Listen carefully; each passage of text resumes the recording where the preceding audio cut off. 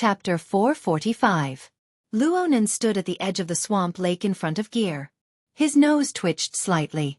Aside from the fishy smell of water flowing through the air, there was also an indescribable smell.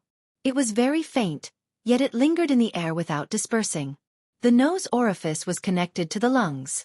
Luonan had already begun to practice the corresponding internal cultivation technique. His foundation was deep due to his year-round breathing exercises. His progress was extremely fast. Currently, his cultivation of the 5 zangs, 6 roots, and 9 apertures had reached the primary level. His liver, heart, spleen, lungs, eyes, tongue, mouth, and nose had all reached the primary level. Only the ear aperture and kidney chi still needed to be polished. Now he stood by the lake, his nostrils quivering and his mouth slightly open. His inner chi naturally nourished the corresponding organ structure of the human body, making the corresponding receptors more sensitive. The small chemical molecules floating in the air stimulated the relevant areas through the corresponding channels, activating the corresponding feelings and memories. His sense of smell and taste intertwined to form the basis of his judgment. It even formed a set of blurry images that reflected the relevant information. Perhaps Luonan suspected that this was a predetermined answer, but Luonan was still able to confirm that the source of this wave of relatively stimulating small molecules was the mushed-mouth ape tossing and turning at the bottom of the lake in the wee hours of the morning. It's hard to avoid getting caught in the mud.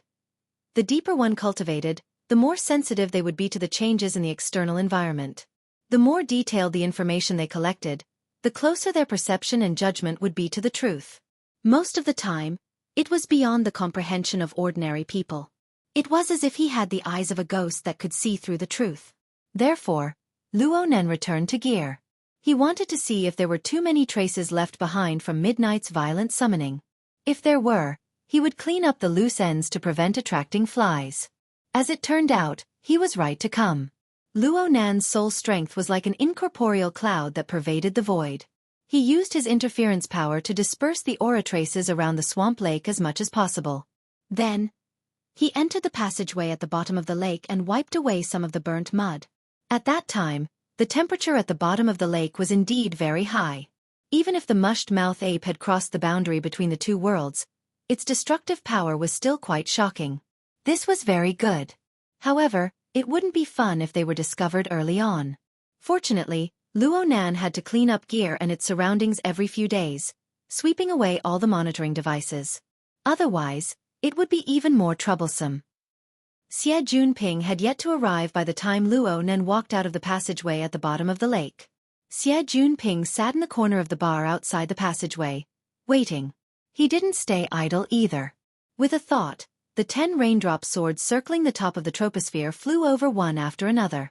They passed through the door as if they had a mind of their own. By the time they reached Luonan, the water droplets were full, sparkling and translucent. Of course, these water droplets were formed later on. Under the harsh environmental test at the top of the troposphere, it was difficult for the external water droplets to exist for a long time. They could only be driven by the strong structural framework to ensure an endless stream of water droplets. Perhaps, this was the true killing move of the water drop sword. Luonan pondered over the concrete scenario of facing the enemy. Unfortunately, he was unable to find an opportunity to experiment, so he stopped thinking about it. To him, there were other uses for these 10 water drop swords that he had spent so much effort to condense and test them. Come on, it's time for nutrition. The electric light between his eyebrows flickered, and the external neuron in the form of a dripping sword emerged from his skull. The electric fire that lingered around it suddenly forked and struck the other 10 dripping swords. The water droplets instantly evaporated, but the structural framework was still there. It even formed a subtle connection with the external neuron. The external neuron trembled, miraculously projecting its current structure onto the other 10 dripping swords. Similarly, the other 10 dripping swords also mapped their respective structural details onto the external neuron. Just as he had experienced before, the higher his cultivation, the more different his perception became. When one progressed to a certain degree, it would already exceed the scope of common sense. It would even subvert one's worldview. Luonan's cultivation progress was extremely fast. It was not excessive for Qin Ikuan to praise him with words like, godly speed. At the same time, his perception of the world was endlessly deepening. His current perspective and viewpoint were somewhat different from what they were a week ago. The difference was even more obvious after 10 days to half a month. This kind of change was perfectly embodied on the dripping sword. It was embodied on the structural circuit constructed by the external neuron. Luo Nan's attainments in the dripping sword could be said to be at a high starting point and a high level. He had just entered the door, but he had already surpassed the efforts of the vast majority of people. The condensation ring mold he had constructed for the external neuron earlier was a divine item that he had miraculously obtained in his peak state. It broke through the boundary between the mental and material planes in one fell swoop. It was the core that allowed Luo Nan to fully display the circulation of his soul strength. But as time passed, Luo Nan's soul strength continued to rise. His 9 orifices and 6 roots technique continued to perfect, and the level of his perception grew increasingly deep and rich. Looking back at the divine item from back then, there were some places that didn't seem to be able to withstand scrutiny. It would have been fine if the dripping sword was a consumable technique that could be used and thrown away at will. But he used the external neuron as a molding material, preserving the structural circuit for a long period of time. In this way, even the slightest flaw would be reflected in his mind, stimulating and reminding him at all times. He couldn't bear it no matter what. Right now, the external neuron was connected to the energy of the other 10 dripping swords. Their configurations reflected each other, superimposing and resonating. Due to the difference in materials, the skeletal structure of the other dripping swords was gradually unable to withstand it. They disintegrated one after another. The external neuron was much better, but it also referred to the structural changes of the other dripping swords and carried out minute adjustments. It sought the most stable structure under the destruction of resonance, ensuring that it was sturdier and more stable. Luo Nan closed his eyes. He paid attention to this process purely through his senses, experiencing the most exquisite aspects within. Luo Nan had discovered this method by chance. It made full use of the external neuron's marvelous intelligence, allowing it to possess a sturdy structure while still being able to guarantee continuous plasticity, striving for perfection. It also guaranteed that Luo Nan's research on the dripping sword would always be active, seeking change, and absolutely not sticking to convention. Oh, Dean Wan had said similar words before. Luo Nan felt that this was the right path. He couldn't see the end for a while. Xie Junping finally arrived after the structures of the 10 dripping swords had completely disintegrated. He rushed back directly after the morning class. He was still wearing a set of archaic exercise clothes. It matched his excessively young face, making him look a bit comical. But if one only looked at his face, one would feel that he was glowing with health. He was brimming with energy. He was completely different from the bewildered nocturnal creature of the past. Why didn't you pick up my call just now? Luckily I guessed that you were here. I'm working hard. Xie Junping's greatest benefit after officially entering the cultivation sequence was that he could normally communicate with a few unconventional matters. Xie Junping's acceptance of this was quite high, and he was quite interested. Speaking of which, with our friendship, don't you think that we should exchange information? Let's wait until you've truly entered the door. Luo Nan was really worried that Xie Junping would become a chatterbox. He took the initiative to change the topic. What do you need from me? Xie Junping was a bit hesitant. I'm afraid that you won't like to hear it. Luo Nan raised his head to look. He more or less understood what was going on when he saw Xie Junping's expression. It's related to this place? Xie Junping sighed. He sat on an empty chair in front of the bar. The ownership of gear will be decided soon. We'll enter the final bidding phase tomorrow. An announcement might be made on Monday. Do you want to go take a look? There's no need to participate in things that I can't decide on. Ho ho, your tone is getting bigger and bigger. You really don't want to go? Luo Nan laughed as he shook his head. Xie Junping sighed once more. He moved his elbows back and rested them on the bar counter. He raised his head in an exhausted manner. There's been such a huge change in the middle, but both sides are actually able to hold on until the end. Right now, the Construction Society is still quite confident. On the other hand, the Divine Research Society's previous financial backer has withdrawn his investment and merged with the Construction Society. This has dealt quite a blow to them. The newly invested LRCF is lukewarm. There's no sign of an increase in the stakes. They haven't even given up yet. I've looked for Tang Yi quite a few times, but I haven't gotten any clear words. Sigh. With his current friendship with Lady Du, it would be great if he was still the president. LCRF. Life Fund. The corner of Luo Nan's lips curled up. Greedy capitalistic old wolves. Those in power are vainly trying to grasp power at straws. Xie Junping gave him a blank look. At the very least, my old man throws money in from time to time. He has a bit of authority. Now it was Luo Nan's turn to dissuade him. The construction society is up to no good. The LRCF isn't a good thing either. Since it's not a good thing for us to have anyone take over, why bother with this? These words make one's heart go cold. So it turns out that we've worked for nothing? Xie Junping laughed and turned his head. Speaking of which, what are you planning on doing in the end? Me. Luo Nan raised his hand to point at his nose. Conserve energy and prepare for war. Don't joke around. I'm being serious. Luo Nan's posture didn't change. He laughed involuntarily. Am I not being serious? It's true that I can't choose who will take over. But I will certainly properly communicate with those who take over what they want to do. It doesn't matter which method I use. Luo Nan's gaze pierced through the bottom of the lake and cast into the distance. It was in the direction of the large living area. Ocean Sky Cloud City was directly facing this place. Xie Junping followed Luo Nan's gaze and looked forward.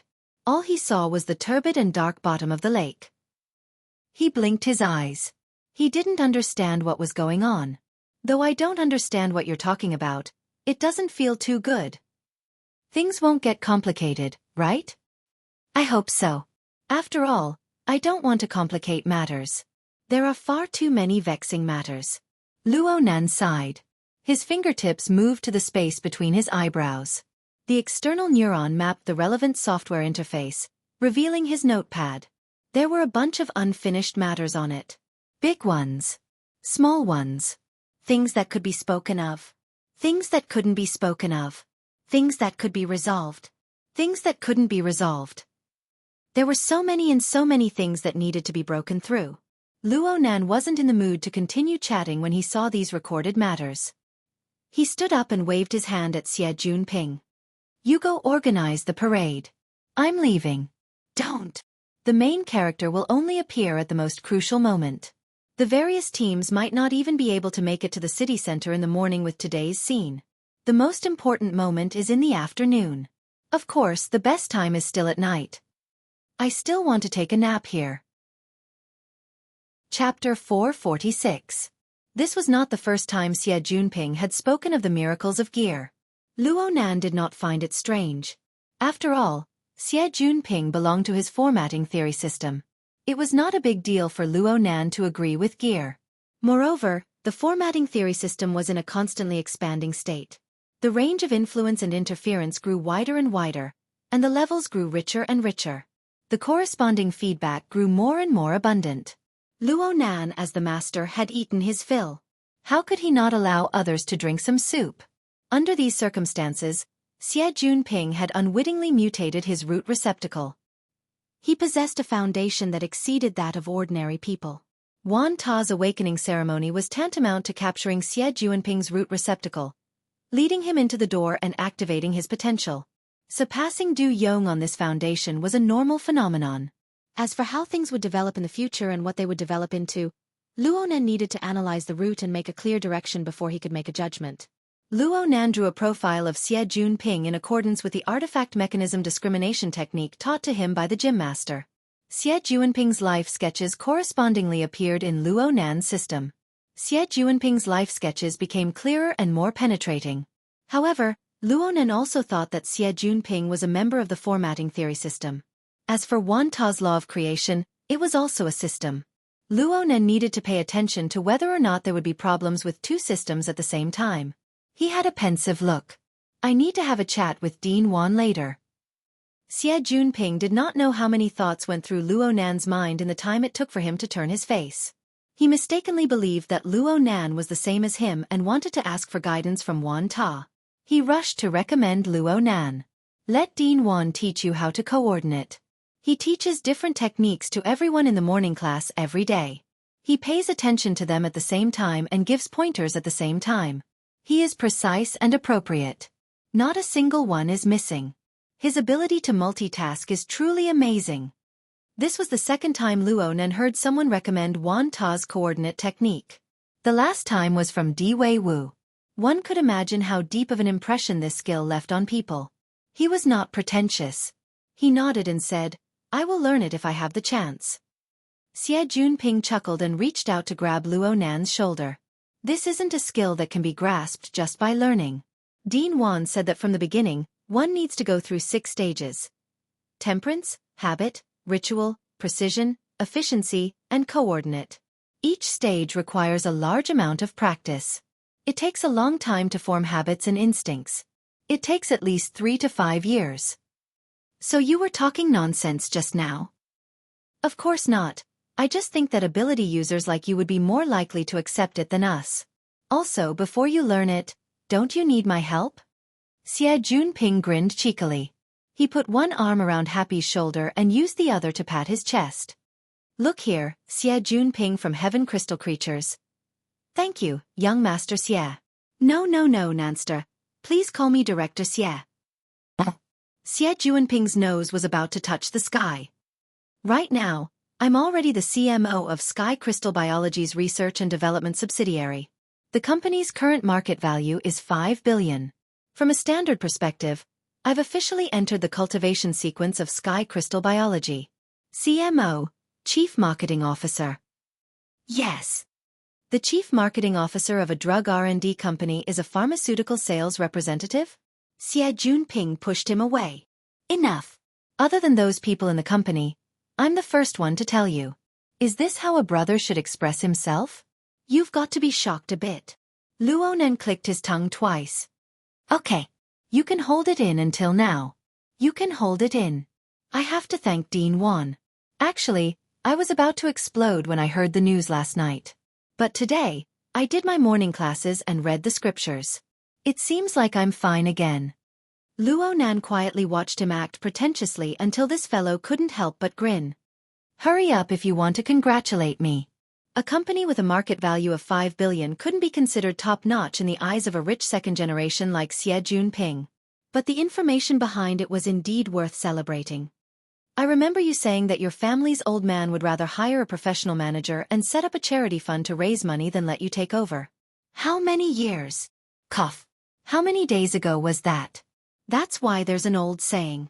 A scholar who has been away for 3 days must be looked at in a new light. Look, the living example is right here. So you blinded your family's old man's eyes? Xie Junping choked and couldn't speak. He extended his hand and pointed, but soon he laughed. That's right. The old man was testing to see if his eyes were blind or not. Luo Nan understood. It was clear that Xie Junping's recent performance of being reborn had reignited the flames of hope in his old man. Xie Junping took out a company with a market value of 5 billion for his own son to practice with. There was no need to say anything. This was his own father. Luo Nan sincerely wished. The old man isn't young anymore. I hope that his eyes will always be clear for the rest of his life. I thank your entire family. Xie Junping was already disinclined to get angry. Actually, he really did want to thank Luo Nan. Ever since he became a partner with Luo Nan, it seemed that some marvelous things would always happen. The people he saw, the things he experienced, made him ponder over a few questions he had never thought about before. Unknowingly, he had already changed his usual trajectory. Thinking about it, if it wasn't for the mysterious feeling he had when he was at Gear, Luo Nan wouldn't have been able to abandon his rich nightlife, doing things like meditation, chanting, researching magical arrays, and so on, no matter how unfathomable Dean Wan's soul awakening technique was. If it wasn't for this change, his old man wouldn't have given him this sort of nurturing test for him to inherit the family business. Perhaps he would have been like those drunken seniors of his. He would have relied on the so-called foundation to muddle through his days, until he tossed his last breath around in drugs, fine wine and women. Perhaps Xie Junping felt that this was pretty good in the past, but now he was faced with Luo Nan, Shui Lei, and all sorts of other miraculous characters and events. His past days seemed too low. It should be better to take a few more steps forward while his own passion had yet to fade. Xie Junping suddenly laughed in spite of himself. He embraced Luo Nan's shoulder once more. Do you know what the biggest change is after I became CMO? Please advise me, Chief Xie. In the past, I spent my old man's money.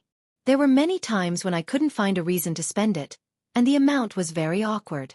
But now, I'm spending the company's money. All I need to do is say, I can earn it back, and it's fine. This is the privilege of a pharmaceutical representative. Your family's old man will cry, right? I feel like I'm holding on to a project that's guaranteed to be profitable. Of course, convincing a bunch of stubborn old fools will take a bit of time.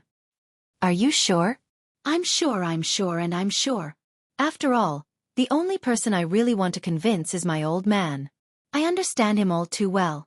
Ever since I was young, he always told me this. People always need a little motivation.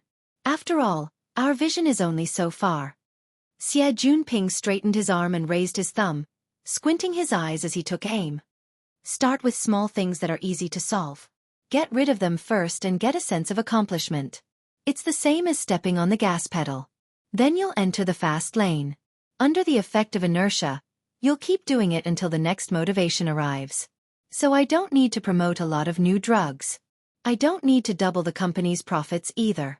I just need to perform a bit better than my previous terrible performance, and the second motivation will beckon me. Oh, I think I used this method when I was learning from Dean Wan. Hey, are you listening?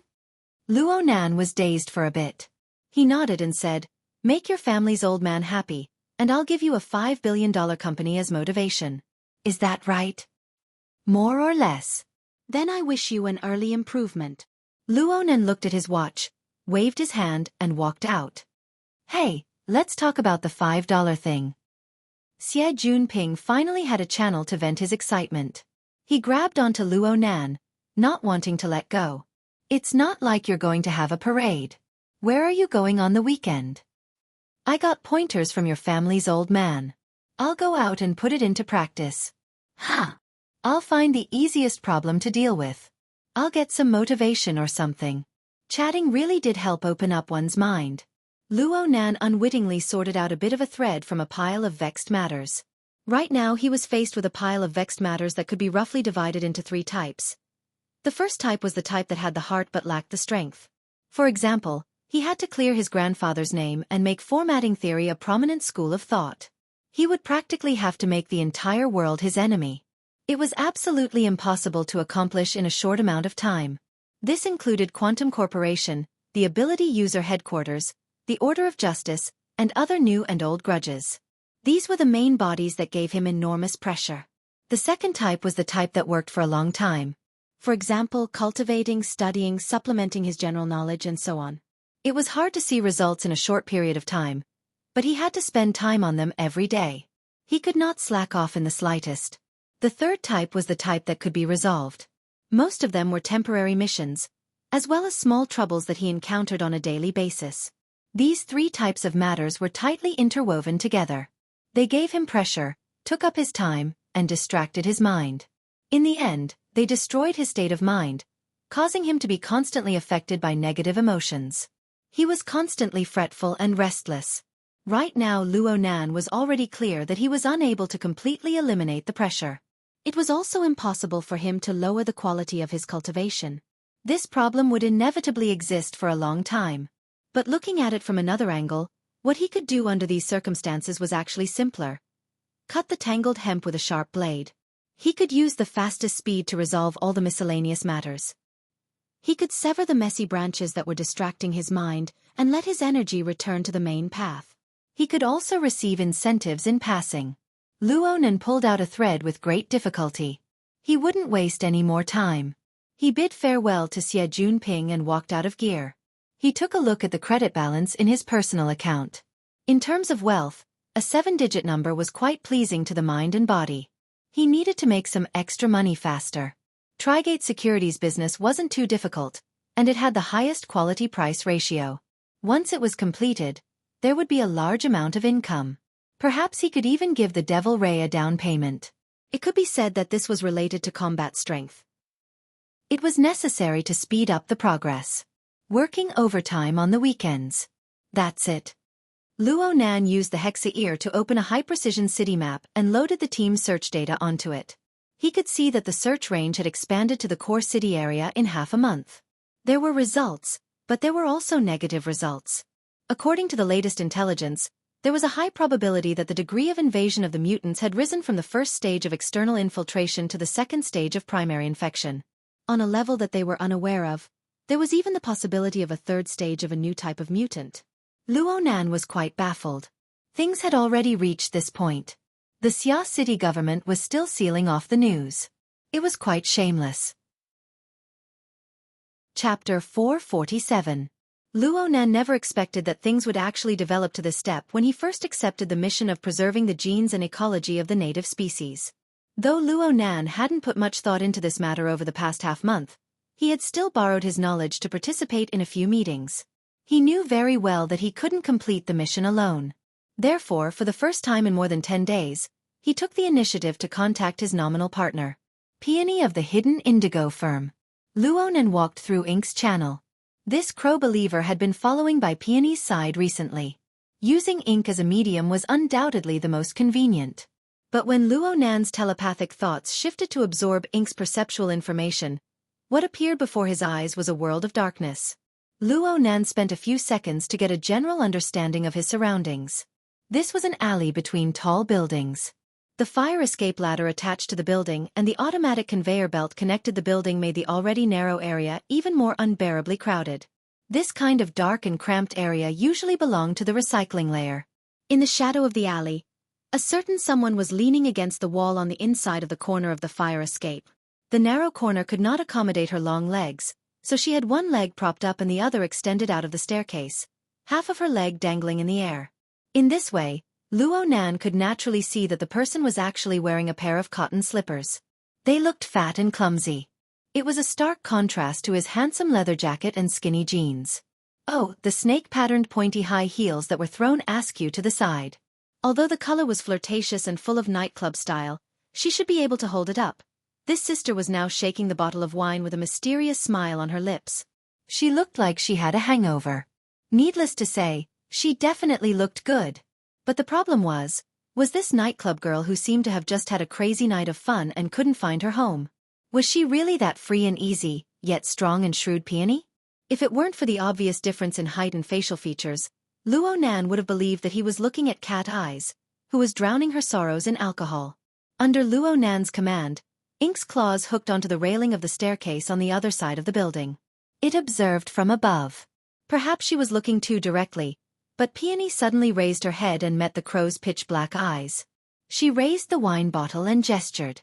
Have a good weekend. Against Ink, or against Pat Block? It was most likely the latter. And so Luo Nan knew that it was very likely that he had underestimated Peony's level of keenness. Or perhaps Peony had been feigning ignorance all along, only revealing clues when she was hungover. Luo Nan certainly had to put 120% effort into dealing with this kind of woman with deep and sharp schemes. He didn't want to leave any clues for her to use against him, so he communicated with Peony through the rubber band on Ink's ankle. Moreover, he asked a question he already knew the answer to. Good morning. Did you just search this area? I didn't. The door was blocked, so I snuck out. Hee hee. Why do you look like you've been caught red-handed? Luo Nan did his best to make his tones sound like that of an adult. He learned from Crag Burst and joked a bit too much. Peony responded calmly. Probably. But are you finally free this weekend and ready to officially join the crew and take a makeup break?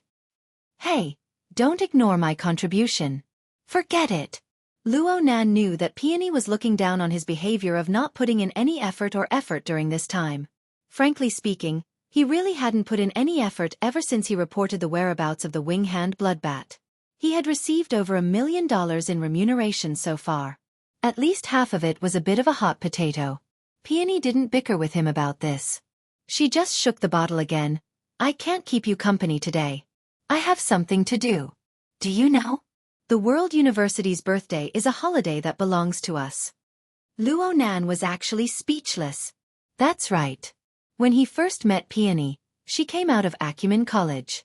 It seemed that she was a graduate student of some professor. She could be counted among the ranks of university students. Speaking up to this point, Luo Nan actually wanted to investigate Peony's background more than once. The problem was that he had to take Her Majesty Empress Wu's face into consideration. He could only act muddle-headed for now. You want to participate in the parade too? Speaking of which, Crow, you pay a lot of attention to the lives of students. I'm just surprised that you're not doing proper work. Mr. Crow. Oh right, you can't add a suffix, right? Then, Mr. Partner, humans haven't evolved to the point where they work 24 hours a day, 7 days a week without sleep or rest. Humans are very weak. They get tired. We find time to rest. We find fun for ourselves. It is because of this that it is interesting and wonderful. So, don't obliterate the final value of human society. Luo Nan was speechless once more. He looked at her appearance. Could it be that you've fallen out of love, right? Don't read too much into it, Mr. Partner. I'm enjoying my current state. Unfortunately, I can only get drunk for a while. Peony faced Crow from afar. She shook the wine bottle once more, and then she drained it in one gulp. The wine bottle smashed against the wall with a crash, and then it fell down the stairs. In the end, it was smashed into smithereens. Peony stood up against the wall. She lowered her head and curled her lips in disgust. So ugly. She was referring to the cotton slippers on her feet. They were blue-checkered men's slippers. They were old, and Luo Nan had a few pairs at home. The old and mediocre outer appearance really didn't match well with Peony's slender and well-proportioned feet. Speaking of which, could it be that this person became a mistress and was blocked at the door by the main wife? Did she run away in a panic? Elite women played this game these days.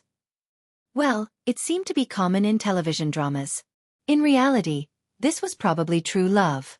It was a pity for those spare tires and men who admired goddesses. Luo Nan didn't make any moral judgments. In any case, he wasn't the one taking over. However, his feelings toward Peony had changed a bit. The element of looking up to and admiring her had lessened a bit, and he felt a bit more realistic. They were all ordinary people. Right now, he was a bit worried about Peony's state. It wasn't safe for a great beauty to stay on the recycling stratum when she was hungover, even in broad daylight. As for Peony's personal strength, he still had no idea. Hey, where are you going? Peony didn't answer. She turned her head and looked around. Finally, she saw her high heels lying crookedly to the side. She chuckled and casually kicked off the cotton slippers on her feet. She fitted her feet with the most suitable decorations. The bewitching patterns and shapes instantly drew out lines that were pleasing to the eye. Peony seemed to instantly regain her usual aura after putting on the shoes that belonged to her.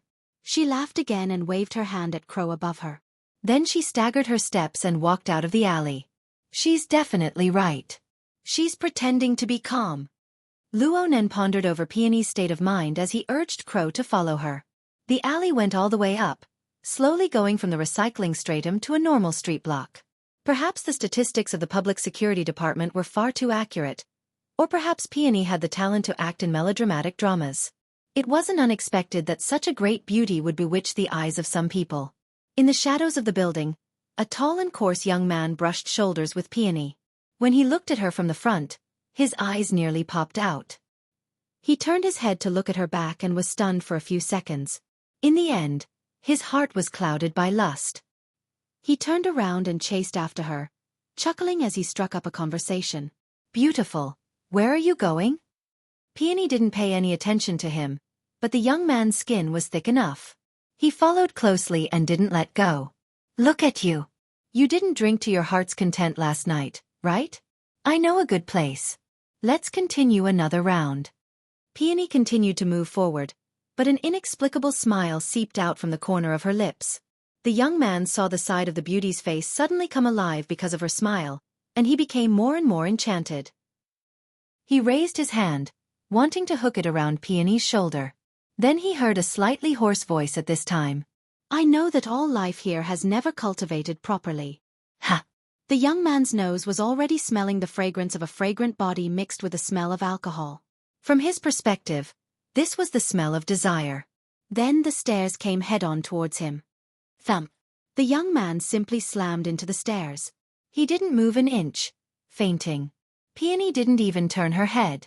She continued to stagger forward, occasionally leaning on the wall. She chanted unhurriedly as she walked. Persevering in the 5 desires, infatuated with love, giving birth to anger. using all desires and karma, falling into the 3 evil paths. Within the 6 pleasures of reincarnation, suffering all bitter poisons. The minute form of conception, constantly growing from generation to generation. What the hell? Luonan didn't understand half of what he heard. He just felt that it was like some sort of Buddhist scripture, and the color of the words and sentences made him feel uncomfortable. Peony's footsteps came to a halt just as he was baffled. She wasn't far from the mouth of the alley. The morning sunlight cut through the gaps between the tall buildings, miraculously falling at the end of the long alley ahead. Over there was a relatively bustling street. The stream of people passed through, and the clamor entered the ears. Ink folded its wings and stopped on a certain window sill above the mouth of the alley. It continued to stare at her. But Luonan saw Peony smile inexplicably. She directly stepped out of the mouth of the alley, reflecting the slanting sunlight. Her smile was brilliant and bright, devoid of any depression or filth.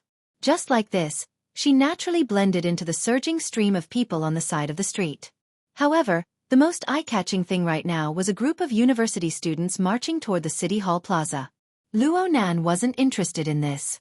He felt that the current Peony seemed to be easier to communicate with, so he asked, "You're planning on spending the day in the City Hall Plaza? Then do you have any information?" Clap, clap, clap. Clear and resounding applause rang out. Peony stood by the side of the road, forcefully applauding the marching group. She shouted loudly, "Unity!" Her drunken and wanton appearance was very annoying, but as a beauty, she had special privileges. Most of the people in the marching group were stupefied, but there were still quite a few young men who laughed loudly in agreement when they saw the encouragement of a great beauty like Peony. Unity! Peony continued to applaud with all her might. She leaned forward slightly, arched her back, and clapped her hands red. It was as if she was already immersed in the enthusiastic atmosphere. Then she shouted loudly once more, "Anna!" She was a beauty again, and she was so sincere. This time, there were even more people who responded. The sound waves had already converged into form. Honor! Faint beads of sweat appeared on Peony's forehead. She simply tore off her leather jacket and draped it over her arm. Her upper body was just a thin shirt, and it was completely unable to conceal her beautiful lines. However, what truly stirred people's hearts was her wanton and bright smile. Her snow-white teeth were revealed beneath her beautiful lips. They were so splendid. She walked into the marching group with large strides amidst this sort of smile. She was like the most familiar of friends. She opened her arms as if it was a matter of course, and she placed them on the shoulders of 2 students. The students just so happened to be a man and a woman. Both of them were stupefied. But at this moment, the screams and applause of the others shook the windows of the surrounding tall buildings to the point of droning. Peony faced the sky and howled amidst this wave of sound. Youth! The hearts of the marching group and the surrounding spectators had already been stirred by this dazzling beauty. Most of the people were already at a loss for words. They just screamed in response. Then everyone saw the arm that pointed to the sky. Victory! Chapter 448. This crazy woman. Luonan never imagined that a beautiful woman with the style of an elite like Peony would play so wildly after getting drunk. The most important thing was that she had super powerful rallying power. Even the citizens on both sides of the street were stirred up by the scene before their eyes. Quite a few people applauded, whistled, or gave thumbs up to the parade. The atmosphere and emotions of each side interweaved and collided, pushing the entire street to a state of climax. Luonan didn't know what to do in this situation. Muddle-headedly following in the air for half a block, Peony's interest actually increased rather than decreased. She was truly in high spirits from playing. In the end, Luonan felt that he really couldn't keep up with her anymore. He called out in secret, "Hey, are you planning on marching all the way to the municipal plaza?" Upon hearing this, Peony raised her head. Disregarding her current situation of being the center of attention, she extended her hand and pointed straight at the ink in the air. Amidst another wave of cheers, she laughed loudly. "Bet your college life on it. Do it." Damn, this woman is really crazy. Though he said this, Luonan was actually quite envious. First, it was Peony's innate talent as a natural leader. Her affinity, rallying power, and inciting power were all off the charts. With just a few vague words, she was able to make thousands of students and citizens dance with her baton. Secondly, It was probably that wanton and unrestrained attitude. This woman clearly hid deep gloomy emotions in her heart, but the moment she walked into the crowd, it was as if all the obstacles had been swept away. Looking at her smile, it was as if there was bright sunshine shining directly in. Should he call her scheming or strong-willed? In any case, this was completely different from using alcohol to vent one's emotions. Cat eyes should seriously learn. Though Luo Nan was the least qualified to say these words, Luo Nan's main body had just walked out of Acumen College while he was paying attention to his partners going on strike. But where should he go next? He stood at the school gate, hesitating. Peony was the one in charge of communicating with Trigate security. Without this link, Luo Nan would be unable to receive support from that side. Was he really going to wander around the city alone and cast his net a few times? Luo Nan's wristband suddenly vibrated. There was a call coming in, and there was even a video request. Luo Nan swept a glance and rushed to connect. And? On the virtual screen, Luo Shuqing's face was serious but pale. She did not look well. Where did you sleep last night? Not in Blue Bay? No, I'm at Ocean Sky Cloud City. Luo Nan answered cautiously. What for? It's mainly because it's more convenient for me to go to school today, so I stayed with a few friends nearby. I forgot that it's Saturday. I'm at the school gate now. Luo Nan felt that there was nothing to hide. He even raised his hand to shine a circle in all directions to show his sincerity. He let his aunt see the surrounding environment. Even with his attitude, Luo Shuqing's expression was still serious. She seemed to be asking and confirming, was it Emoya who was in Blue Bay last night? She seems to be there quite often recently. Luo Nan absolutely wouldn't take the initiative to admit that he had contacted Emoya last night, so he spoke vaguely. But even so, his aunt did not let him off easily. Her tone was unusually stern. You clearly know that Emoya has been staying out with those scoundrels and hasn't returned, yet you still make things convenient for her. Do you think she's not having enough fun? How could I? Luo Nan cried out, feeling wronged. My sister wants the access rights. I can't just not give it to her. Recently, I had been living in the Nade district, so how could I have the time to care about Blue Bay? I haven't cleaned it for a long time. That depends on the situation. That's your house. It's passed down from your ancestors. My heart hurts when I think about how it's been messed with by those fellows who don't know what's good for them. Take back your access rights. What was going on?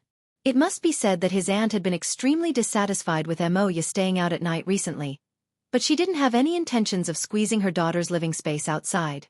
She couldn't bear it today? Luo Nan scratched his head a bit when he saw his aunt's unsightly expression. But he knew that he absolutely couldn't go against the Grand Secretary's will right now. He hurriedly said, "Don't be angry. Taking it back is just a matter of operation. I'll do it right away. Wait for me to leave." Ha! You're in Blue Bay right now? Luo Nan finally discovered that the background of the video was a bit familiar. He wiped his cold sweat. He never thought that his aunt would actually get up early in the morning and kill her way to Blue Bay community to block the door. Clearly, his aunt had lost all patience with Emoya's lifestyle. Even if she carried the title of a feudal parent, she still wanted to forcefully intervene. Seriously? Is my sister still alive? She ran off with her guitar. There's no one over there.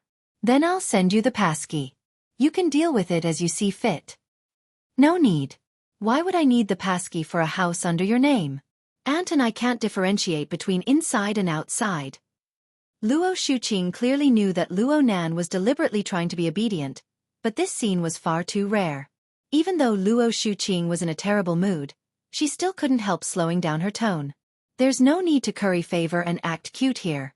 I don't buy it. Emoya's way of doing things is very excessive. You, her accomplice, won't be able to escape. Of course, there's also Mo Pang. I remember every single good deed you three have done. Let's go back and talk about them one by one. Please calm your anger. There's nothing to say. As long as you can make my sister fully realize her mistakes, I'll be willing to accept a few beatings. Luo Nan could sell out his sister in minutes without any pressure. And this sort of jesting and joking method was much better than being a yes-man. Luo Shuqing finally hooked her lips. You've become quite glib lately. Do you have a girlfriend? Luonan blurted out. How is that possible? He had learned quite a few dirty jokes from Papercut and Cragburst. Cat Eyes was also someone who dared to say anything. Mixing around with that lawless ability user would cause some changes in his speech habits. And this seemed to be the most effective way, right? Luo Shuqing really did divert his attention. I heard Mo Peng say that you have quite a good luck with women at Acumen College. He's just jealous that I'm being taken care of by my senior. Okay, I know. No matter how charming the children of the Luo family are, there's no problem with their hearts. However, you need to learn some skills in getting along with people. Don't be so straightforward. You'll hurt yourself and others. That's not good. Yes, you're right. It's not a problem for you to have a few more friends. But don't learn from your sister. Don't fall headfirst into those circles. I won't. I won't. Luonan laughed dryly. He said a few more words and finally hung up the phone. He didn't stop after that. He immediately found Mo Ya's number and dialed it. However, there was no response from the other side. Did I just lose contact? What kind of trouble did I get myself into? Luonan called twice, but he didn't get a response. He couldn't help but scratch his head. His aunt's emotions were controlled quite well when she was talking to him. But if she wasn't truly furious, she wouldn't have vented her anger on him. Luonan was a bit regretful right now. He should have made a trip to Blue Bay last night when he passed through the River Wu district to understand the situation. He paced a few steps in front of the school gate, his hand pressed to his ear. He considered finding a skilled expert like bamboo pole to lock onto Mo Ya's position. Was this making a mountain out of a molehill? His wristband vibrated just as he hesitated. He subconsciously connected the call and Mo Ya's voice came through. Chapter 449. You're looking for me? Luonan let out a sigh of relief when he heard Mo Ya's voice. Then his anger flared up. You're the one who's looking for me. To take the blame. What are you talking about? Mo Ya's background was noisy. The sound of a piano and drums joined together. It seemed like someone was calling her. She responded with two sounds before turning around to talk to Luonan. I'm rehearsing right now. I'll contact you in a bit. Luonan looked up at the sky and sighed. Mo Ya, you sure have a big heart. The high priest has exploded and you still have the heart to rehearse. Are you going to hold a concert for 10,000 people? 100,000 people level. Screw your 100,000. You're dreaming. Yeah, I'm dreaming. I'm hanging up. Mo Ya, why don't you try calling my name again? So what? Mo Ya, you tricked me. Tisk. Little brother, you're such a good boy. Come over to the municipal plaza at noon. I'll treat you to a meal and introduce you to some beauties. Luonan was a bit stupefied by Mo Ya's unpredictable attitude. But he soon recalled that this was Mo Ya's usual trick. He laughed and was about to retort when Mo Ya said, All right. Don't come too early. Our practice venue is rented until 2 o'clock. We'll be racing against time. There's really a show? What do you think? I'll contact you at noon. I'm hanging up. Then the call was cut off. Luonan stood at the school gate and sighed after a while. Today's plan was doomed to fail. He spoke to Qin Ikuan and rode a security vehicle to the municipal plaza. It was a bit early to go over, but his previous plan had been destroyed. He didn't know what to do for a time. Luonan's consciousness shifted to Ink's location in the car and locked onto Peony. If Peony were to follow the procession, they would most likely reach the municipal plaza. For safety's sake, he needed to maintain a distance from her. But what in the world was this sister doing? She was stirring up a storm in the procession just a moment ago, but she immediately left the procession after receiving a phone call. Luonan ran to a relatively sparse location with a few flashes of light. Ink followed him out of habit. Peony displayed her extraordinary keenness once more. You're here again? How did she know that I just left for a while? Luonan was a bit stupefied. He replied, What are you going back and forth for? Peony stood in the shadow of a tall building, far away from the clamor of the crowd. She smiled as she looked at the surging stream of people. Fulfilling everyone's wishes. For them, this level of achievement was enough. In any case, most of them didn't want to do anything. Even if some of them were like this, they didn't have enough awareness to pay the price.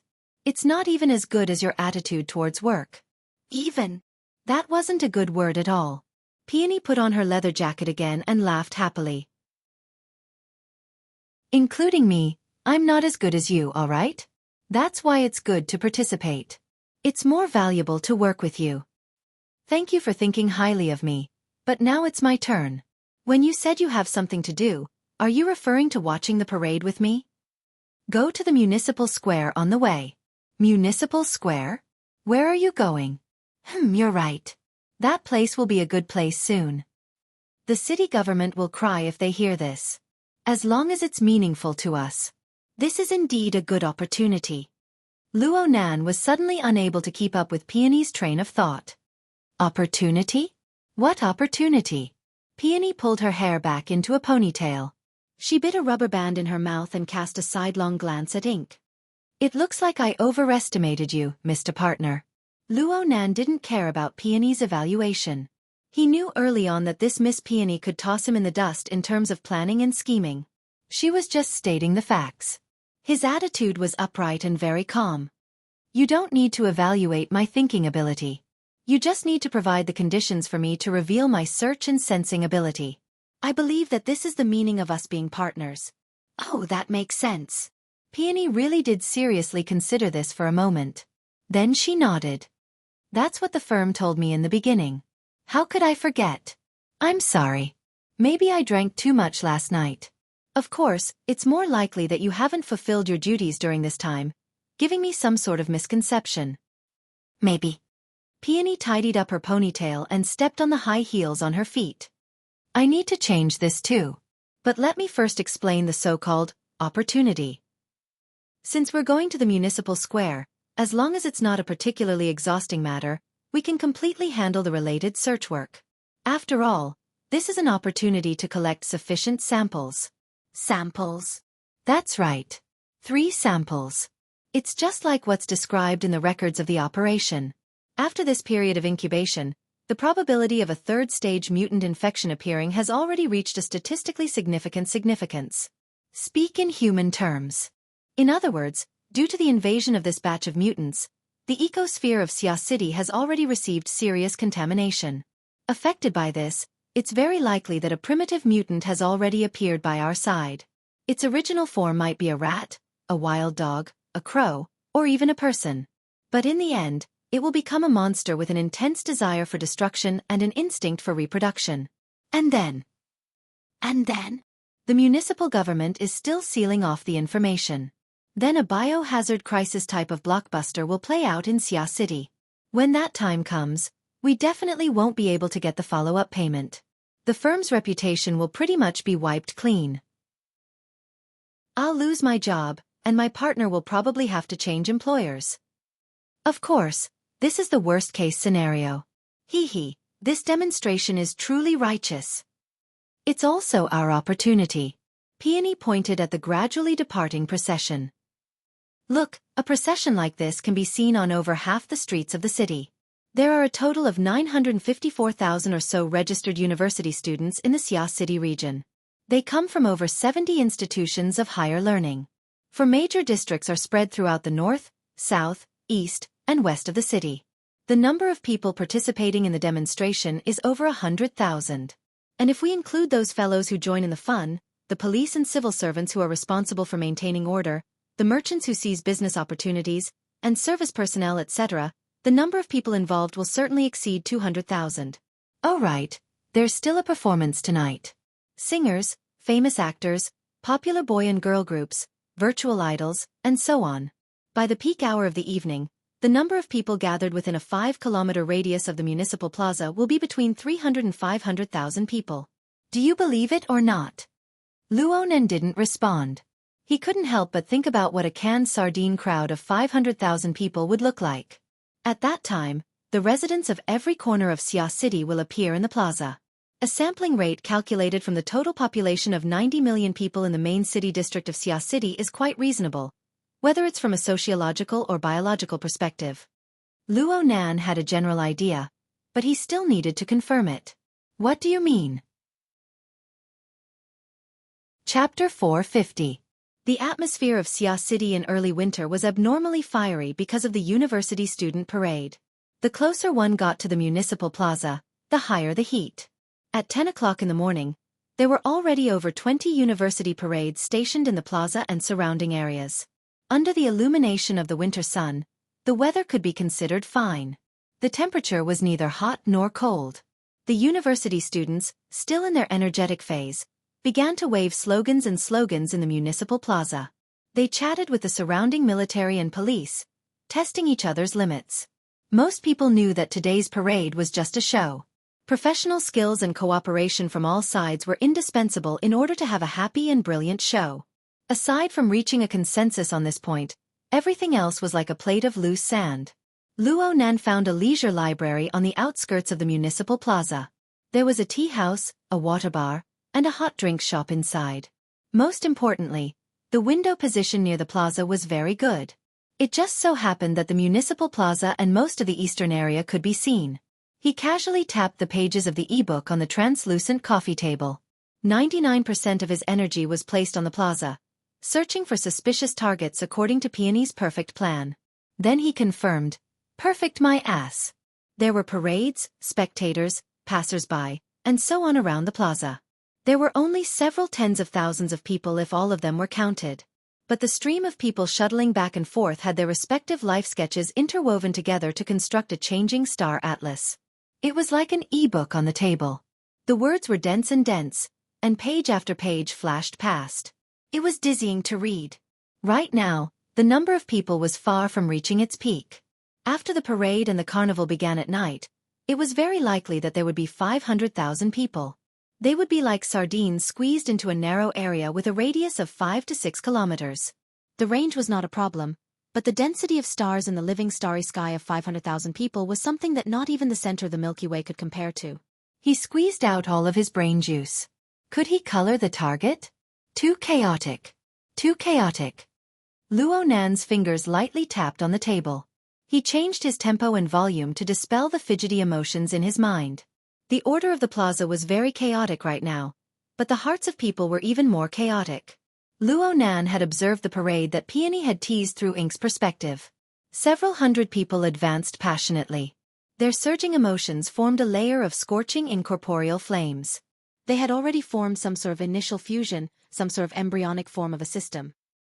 They seemed to converge, but in fact, they could be contrasted to highlight the minute differences and contradictions of individuals.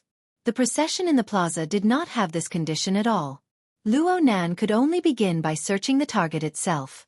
However, the characteristics of the first, second, and third stages of a mutated infection were all different, especially the most likely second stage, which was the incubation period, in which the infection had not yet completely mutated. At this stage, the difference between the target and a normal creature was very small. It required a high degree of precision and a large amount of experience to make a judgment. Luo Nan had the information provided by Trigate Security by his side. He had used the standards of the root receptacle, root nature, and root trigger taught by Gym Master Xiao to distinguish them, but this was not enough. The technique of distinguishing between the nature and mechanism of a tool also required a large amount of experience as a foundation. Luo Nan's current accumulation was far from enough. Not to mention that mental sensing had always been a very personal experience. It was very hard to truly comprehend it just by looking at the information. He needed to discuss this with someone, but the advisor, Peony, was still traveling leisurely on the road. It was said that she would arrive in the afternoon. Luo Nan stood by the window and observed for a while, consuming nearly all of his interest. There was also a lack of breakthroughs in his train of thought. He was simply wasting time and tea. He picked up a teacup and took a sip, slightly relaxing his nerves. Then he felt a weak stimulation nearby. It was not a target, but it was non-hostile. Chattering. Luo Nan turned his head to look, accurately capturing the source of the stimulation. There was an aisle and a row of tables, and he saw a familiar face. The other party's expression was a bit stiff when they met Luo Nan's gaze, but they still nodded politely in greeting. Luo Nan responded and then ignored them. However, the other party was still within the range of his perception. There were two people at the other party's table. They were both women, and they had been talking private all this time. They had been talking about him since just now. "Xianer, who's this? You're frozen stiff. Don't mind me. No way. Don't tell me this is your ideal type? Turner will cry, right? I said don't mind me. But he looks so weak. He's like a little submissive. Look at what he's wearing. It's an autumn sweater. The color is gray. It looks like some school uniform. He's always reading with his head down. He has no friends. He's all alone. He's a typical depressed person. Shut up. Hey, you're being too protective. Are you secretly in love with him? Big-headed fish. Okay. Let's not talk about him. Let's not talk about him. What do you think about the seat I booked? The plaza will certainly be a mess at night. This place is the best. It's quiet and the atmosphere is pretty good. It's more suitable for a woman like you. Speaking of which, that person is sitting there. It's fate. Hey, where are you going? The restroom. The conversation ended, and a young girl with a slender figure stood up from the table. She wore fashionable clothes and left with a taut face. However, she shot a glance at Luo Nan before she left. Unfortunately, their gazes met once more. She could only nod with a stiff expression. Then she turned around and left in a hurry. She was Yu Qin. She was the second generation of a certain pharmaceutical company. Last time at Aurora Cloud City, she was Luo Nan's guest. Her older brother Yu Zheng's performance was terrible. He had caused quite a bit of trouble, but she had always been very calm and smart. She behaved with propriety. The impression she gave others was okay. Luo Nan paid more attention to the reservation information Yu Qin revealed during her conversation with her companion. He tapped on the table, and sure enough, he saw that the reservation time was displayed. It was from 6 p.m. to 2 a.m. the next day. In other words, he could only stay at this seat until 6 p.m. at most. Then this place would belong to someone else. Should he find another place? Hold on. Since the two young girls could think of this, then the others. Luo Nan immediately entered keywords such as municipal plaza, parade, performance, and so on.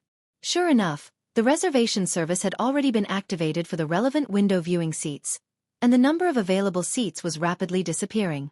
He only hesitated for a bit at two relatively remote seats. Game over. Forget it. With his mental senses, it didn't really matter if the location was good or bad. Perhaps it was even safer. Luo Nan sighed. He leaned his back against the back of the soft chair and closed his eyes to rest. But he felt that something was wrong in the next second. He opened his eyes and saw Yu Qin's companion walking over with light steps. Her round face was smiling and she had very cute baby fat. She wore a pair of ladies' sunglasses on the tip of her nose. They were crooked, and she looked as if she had stolen them from home to play. She looked very young and tender. However, she was quite tall. She wore a loose pink windbreaker paired with black pencil pants and white sneakers. Her frame was very lively. Chapter 451. It was hard to imagine that this girl, who called herself Fat Headfish, wouldn't care about anything else. She started off with a bunch of beeps. Luo Nan was stunned for a moment when faced with such a familiar person. He politely got up and touched Bai Yu's hand. He introduced himself. Luo Nan. Hello. We know each other now. As she spoke, Bai Yu sat in the seat across from Luo Nan. She giggled as she looked at him. Her eyes seemed to be shining. How long have you known Xiener? I know all of Xiener's friends, but I've never seen you before. I'm a student at Acumen College. I used to be at 6th High. I also used to be at 6th High. Bai Yu suddenly became excited. It's fate. But how come we've never met before? Luo Nan laughed. Do you know Mo Han? I'm her cousin. Hanin's cousin? Isn't that a little fatty called Mo Pang? I'm the other one. Oh, what a coincidence. I'm also a transfer student. I transferred to Xiqing District 2 years ago for the sake of making my debut. But you should be pretty low-key in 6th High, right? Yeah, I don't really come out to play. Bai Yu's heart was filled with curiosity. She was a young girl driven by curiosity.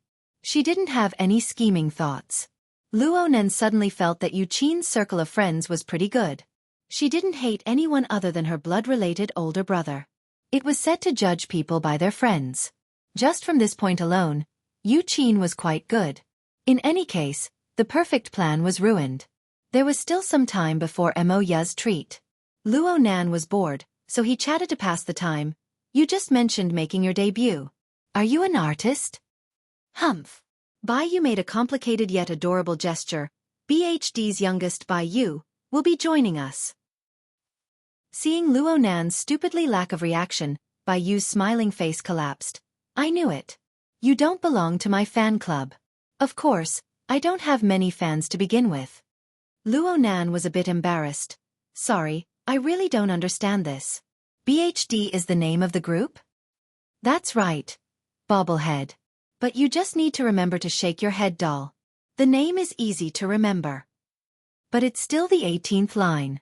As she spoke, Bai Yu shook her head. Her movements matched her cute aura perfectly and her body swayed rhythmically. However, Luo Nan's gaze accidentally swept over her chest, which was completely incompatible with her age. This was because the trench coat had opened up after sitting down, and the thin layer of fabric inside could not hide the full curves. Acting like this at such a young age was simply against the rules. Luo Nan didn't have any crooked thoughts, but he was a bit embarrassed. He hurriedly averted his gaze and took the initiative to speak in order to conceal it. You and Yuqin came out to watch the parade? Bai Yu waved her finger. Hey, although we are an unknown, we are still a duo that debuted. Do you see that? In the middle of the square, the scenery will be built in the afternoon. That will be our stage. Don't forget to help us tonight. As she spoke, she sighed again. We can't talk for too long. I still have to meet up with my sisters in a while to practice more. To the square. This sentence inexplicably made Bai Yu laugh out loud. She burst out in laughter and almost threw her glasses off her nose bridge. It was on this building. The company is worried about traffic jams, so they rented a floor for practice. When rehearsals begin, we can use the underground passageway to go backstage. Rented a floor. Luo Nan was a bit shocked. He remembered that this was a large office building that occupied a large area. How much would it cost to rent it for a day? For an unknown girl group like BHD, would the cost of a night's performance be even a fraction of this? Bai Yu understood Luo Nan's thoughts and said, Our company is very large. There are 5 or 6 groups participating tonight. There are even big singers and big singers. Luo Nan grunted and asked casually, Who is it? Bai Yu was about to answer when hurried footsteps and a deep male voice approached at the same time. Doll! Oh my! Bai Yu's first reaction was to jump up and lean against the previous table, but she didn't have the time to do so. Someone blocked her way. The person that appeared on the walkway was a man in formal attire. He was roughly 30 years old, had a straight face, and had a serious expression. He faced Bai Yu directly. You said that you came to pick up the teacher. Where's the teacher? That. Sit down. Are you afraid that people won't see you? The man in formal attire scolded in a low voice and indicated for Bai Yu to sit down.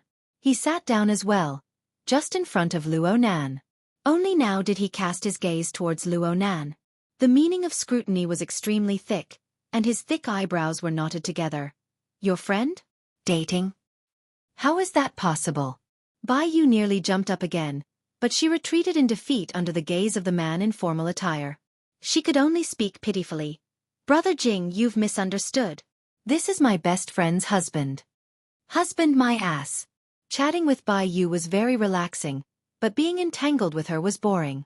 Luo Nan wanted to communicate with this guardian-like man. But before he could get up, he noticed that Yuqin had returned from the restroom. She didn't see Bai Yu when she returned to her seat and looked around blankly.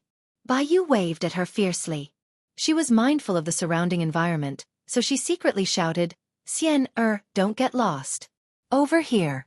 Yuqin turned her head when she heard this. She was separated by an aisle and saw that Bai Yu was actually sitting together with Luo Nan. She was immediately stupefied. Bai Yu shouted at her, Hurry up and come claim your boyfriend. Don't let Brother Jing misunderstand. Aren't we together? Chapter 452. Upon closer inspection, the title was just a knock on the door.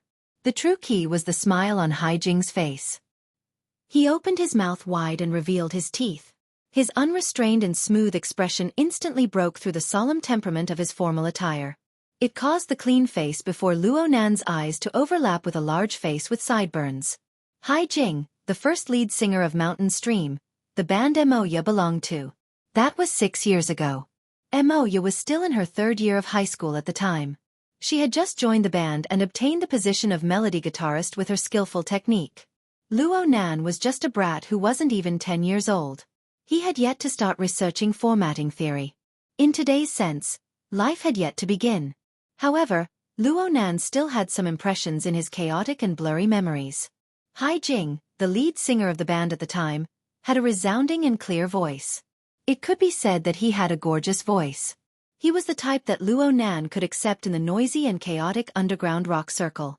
It could be said that the entire Mountain Stream band's style was built around this lead singer. Moya's gorgeous solo performance, known as the Palace on Strings, brought out the best in Luo Nan's style. Many times, they would be called low-level, vulgar, and trendy dogs in the circle because of this. Moya had cried because of this. The one who had hugged and comforted her back then was Hai Jing. Luo Nan had always been conservative. This kind of intimate and caring attitude was already beyond his expectations. So Luo Nan had the impression that Hai Jing had been a candidate for brother-in-law for quite some time. But later, this potential brother-in-law suddenly disappeared from her memory. TSK, the human memory mechanism was really strange. A small trigger was able to make the already gray and gray images regain color and flow. Luo Nan was immersed in his memories. He seemed to have returned to that ignorant and clean world. There were some subtle changes in his emotions. He subconsciously laughed. "Brother Jing, long time no see. You're actually a manager now." Hai Jing laughed. "You came to see Moya's performance? She said she would treat me to lunch." "Ha! Then thank me." Hai Jing pointed at his own nose. "I was the one who booked the restaurant. Didn't you know? Moya and the others just signed a 2-year contract with Mingtang.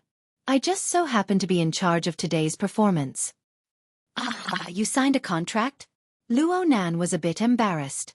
He really didn't know. Just a week ago, they performed well at the Manching Music Festival, and the company was optimistic about their prospects. "Has Moya been hiding outside for the past few days?" "Hee, I've really offended my aunt." Hai Jing's deep understanding of Moya made Luo Nan vaguely believe that Moya had always been here for the past few years. Hai Jing nodded. He pondered for a moment as if he was considering something. In the end, he pointed upwards. "Moya and the others are rehearsing now. They are in the same place as Doll and the others. Do you want to go and take a look?" Before Luo Nan could respond, Baiyu was already dumbstruck. "Why? Why can't I invite Qin Xian, Hai Jing glanced at her. "Shangxi's contract is a management contract, while yours is a training contract. That is the difference." Baiyu was immediately defeated. But then she saw that Luo Nan was looking in the direction of Hai Jing's finger. Luo Nan had a very focused appearance, and she couldn't help but spit. "Hey! There are still over 10 floors." Of course, Luo Nan wouldn't say that he had locked onto Moya's position through his mental senses. He just nodded and smiled at Baiyu before asking Hai Jing, "Is it convenient?" Hai Jing seemed to have thought things through. This is Shangxi's first performance since they transformed from an underground band. The scene tonight will be huge. I'm worried that they'll be nervous. Having a family nearby will certainly help. I heard that it's a scale of several 100,000 people. The company estimates that it can reach 1 million people at its peak. Rock bands naturally have an advantage in this kind of occasion. It's an excellent opportunity. 1 million people. Luo Nan clicked his tongue. Moya, that fellow. She really went wherever there was excitement. But was their band already at the level where they could perform in public at a large-scale event with 1 million people? "How about this? Touch me with your wristband and I'll give you the authority. Since the security around the plaza has been upgraded, we can only use a face-to-face invitation to increase the authority. Luckily, I still have a spot on my side." "Doll, what are you doing?" Baiyu withdrew her finger and had an innocent expression. "Brother Jing, are you trying to ruin their date? Are you trying to break up an affectionate couple?" This wasn't the end.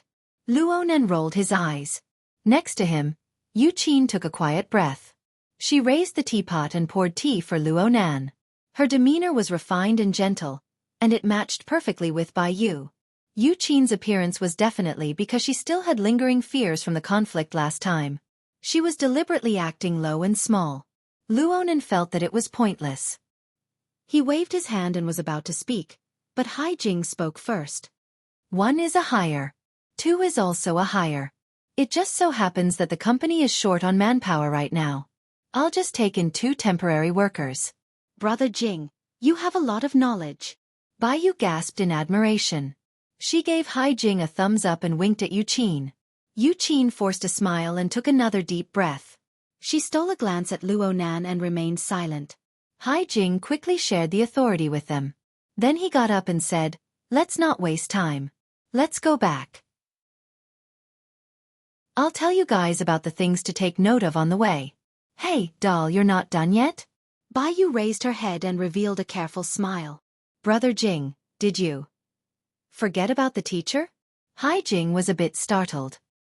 He was a bit embarrassed under the gazes of Luonan and the other 2. He slapped his forehead and sat back down. I almost forgot. I'm going to make a phone call. The call connected a few seconds later. Then he hung up. I've already arrived. I've used up my authority. Baiyu, bring out yours. It seems that this is the reason for me to approve your leave, right? Baiyu giggled. She stretched her neck to size up the entrance. I don't see anyone. Did you guys drink too much again? If we get the smell of alcohol from our bodies, Brother Jing, you'll have to help us explain to the company. It could be seen that Haijing had a close relationship with Baiyu and the other artists. Work was work. Friendship was friendship. Haijing could clearly distinguish between the 2 and complement each other. It seemed that he was doing quite well as an agent. However, it was a pity that the loud and clear lead singer of Mountain Creek would probably never be able to come back. Luonan was a bit lost in thought, but he was soon awakened by a stimulus. His brows furrowed. Baiyu had already locked onto her target. She's coming. She's coming. Teacher, over here. Luonan turned his head and saw a woman around 30 years old walking over. She wore no makeup, but her slightly brown skin was extremely lustrous. It didn't give off a dark feeling. She wore a white long-sleeved t-shirt with a jacket draped over her shoulder. She wore dark blue bloomers paired with nude high heels. She was dressed to the point of being a complete mess. She looked very confident and at ease, but in essence. Haijing stood up to greet her. He called her teacher, but he didn't mention her name. It sounded a bit awkward. Baiyu also chuckled as she leaned over. She hugged the person across the reading table. Teacher, it's been a week. You must teach me how to take care of my skin this time. All right, let me introduce you. Baiyu enthusiastically introduced them. These 2 are. There's no need for introductions. I've met them before. Yu Qin had already stood up. She bowed and greeted the person. Hello, Teacher Cat Eyes. You still remember my name? How thoughtful. The person had a subtle smile on her lips. Her gaze didn't linger on Yu Qin. Instead, she took the opportunity to look at Luonan, who was slowly getting up. When their gazes met, her complicated smile finally blossomed. Hey boss. Your new target? Luonan had a serious expression. Teacher Cat Eyes. Don't joke with me. He could only respond like this. Otherwise, he would have no way of explaining things to Haijing and Baiyu. Haijing appeared to be quite shrewd, but Baiyu was already stupefied. You guys know each other. The boss behind the scenes of your teacher's studio is Luonan? It can't be. Luonan finally laughed, but his laugh was very powerless. I said it was just a joke. As for whether it was a joke or the cause and effect, Cat Eyes, take care of it for me first. The casual and confident-looking woman before him was none other than Cat Eyes. Her public identity was that of a dance teacher. In the inner world, she was a registered member of the Ability User Society. She was a psychic sensing awakened, and her most proficient ability was long-range perception. However, from Luonan's perspective, this female awakened, who was in the prime of her life, had the most significant attribute. She was a believer on the staff level under his formatting theory. She was a component of a large production line that provided him with an unending supply of soul strength. Cat Eyes had not met Luonan since the incident at Aurora Cloud City. However, the connection between them was much more frequent than before. They continued to break in. Luonan took the initiative. He didn't care much. Cat Eyes was completely passive. She thought quite a bit. Over a dozen days passed. Whether Cat Eyes was happy or not, she began to get used to the existence of a boss. This little bastard didn't sign a contract. He didn't pay her wages. He didn't give her any chance to leave. A staff member? A slave. The only thing that made Cat Eyes rejoice over was that this boss, Luonan, was quite undisciplined in his management. Luonan generally wouldn't give her trouble. Even if he did, the difficulty wasn't too high.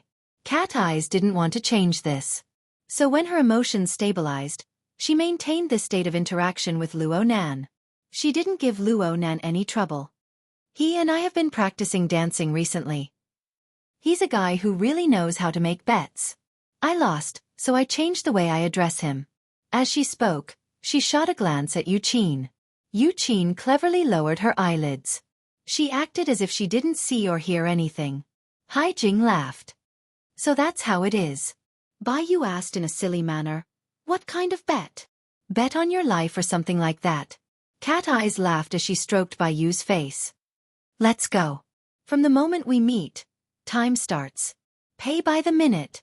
The awkward conversation came to an end. Cat Eyes obtained permission from Bai Yu. The group immediately followed Haijing. They left the library and entered the private elevator of the building. After swiping the permission, the elevator locked onto the floor and went up automatically. Haijing made arrangements in the elevator. Teacher and Bai Yu will go to the practice room. Nanster and Yuqin will first come with me to change their nameplates. Sign a temporary contract as well. This way, you will have the status of a staff member. You won't be too conspicuous. It will be more convenient to enter and exit. So complicated. Bai Yu sighed a little. Luonan expressed his thanks. Sorry for the trouble, Brother Jing. It's nothing. You guys coming is the same as helping me. Ha! Haha, don't worry. You won't get tired even if there's work. Chapter 453. The door to the practice room opened a crack, and the scattered notes floated out. Under the guidance of the bass, the clear chords of the guitar streaked through 2 bars before breaking off. Then came the sound of discussion. Look, the effect is better without plugging in. You're using an acoustic guitar in a million-person venue? Aren't you trusting the organizer's equipment too much? The effect indoors and outdoors can't be compared. A small venue and a large venue are 2 different things. The acoustic guitar plan is too radical. I don't approve of it. But we need to highlight the harmonies. Wrong. We need to ignite the atmosphere. We can't ruin the entire song for the sake of 2 bars of harmonies. Don't argue for now. Let's find the feeling. Let's try a different amplifier. Then came a series of chaotic noises. When the notes floated out once more, harmony was added in the room. But it didn't even last a bar before breaking off again. Arguments arose once more. Luonan laughed and shook his head. Then he closed the door, not touching the restless and trembling atmosphere inside. He turned to look at Haijing behind him. They're really nervous. Haijing was a bit surprised. We're not going in? We're not going in. I'm afraid Moya will smash us with her guitar. Not yet, but it's hard to say for the others. Haijing touched the door handle and gave up. Then let's wait for the practice to end. After all, they're an underground band. Their nature has changed after signing with Mingtang culture. Right now is their period of transformation. It's not wrong to be nervous. Did they sign a contract or personal relationships? In other words, they'll pay more attention to commercial development, right? Yes, the trend. Haijing let out a light breath. I don't know if bringing them out from the underground circle is a good or bad thing. With Moya, his cousin who was obsessed with bands, around, Luonan knew a few things about the underground circle no matter how much he immersed himself in his own world. Signing with an underground band was a relatively sensitive topic. Many bands looked forward to signing a contract with a management company or a music company. They wanted to walk from the underground to the surface. But the traditional style of buying records but not selling their bodies, and the habit of despising the trend was still very powerful. It would be fine if they really soared to the top, but the worst thing was that they would be rejected by the underground circle and the pop circle at the same time. Many bands would collapse at this stage. It was just like the awakening of supernatural powers. If they succeeded, everything would be fine, but if they failed, they would be stuck at the edge of two worlds. Forget about the pressure from the outside world. Just the confusion about where they stood was enough to make them suffer. Luo Nan shook his head. A sliver of heaven. A sliver of earth. Hai Jing chuckled when he saw Luo Nan's appearance. He rubbed Luo Nan's head in passing. Little fellow, when did you become so mature? Luo Nan was stupefied. Hai Jing was a bit embarrassed when she saw Luo Nan's expression. Don't mind me. My hand slipped. It's okay. You're the big brother. Luo Nan didn't care at all. I remember calling you uncle at the very beginning. You had a beard back then. Yeah, you still remember. Hai Jing grinned and pulled a bit of distance away from Luo Nan. He leaned against the opposite wall of the practice room and took out an exquisite box from his pocket. There were 3 e-cigarettes arranged neatly inside. He picked one up and put it in his mouth. His words were a bit unclear. Back then, you were really muddle-headed. You look stupid. The temperature of his mouth triggered the switch of the e-cigarette as he spoke. There was a crackling sound, and the front of the e-cigarette was slightly red.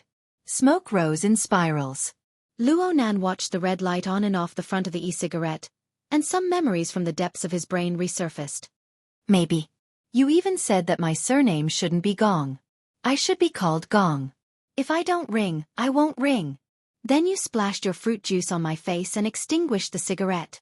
Oh, that was my first time visiting your house. I stole a puff in the yard.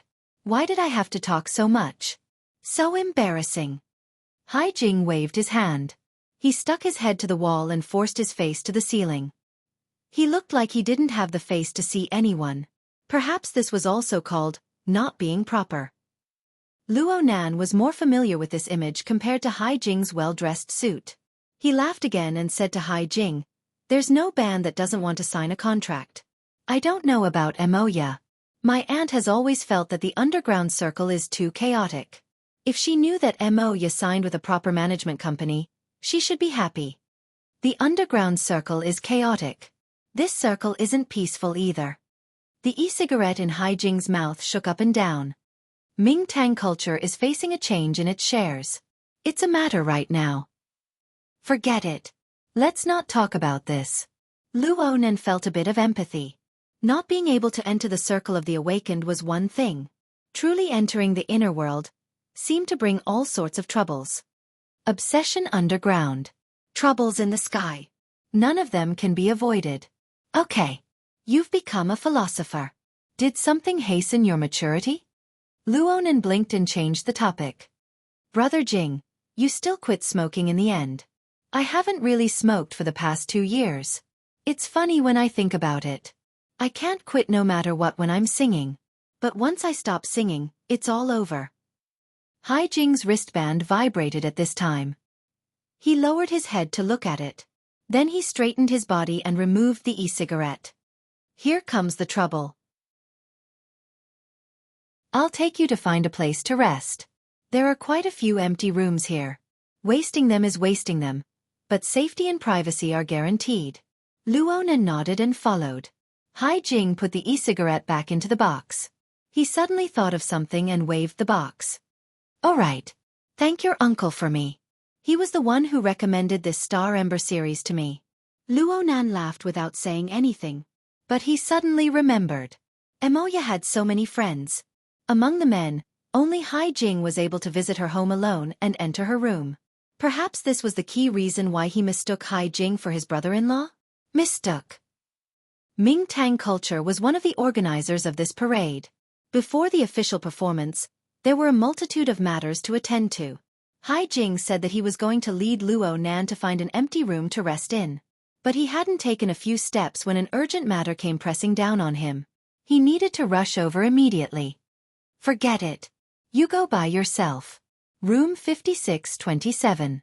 Just turn around the corner at the end of the corridor. Hai Jing joked as he spoke. Don't worry about bumping into people.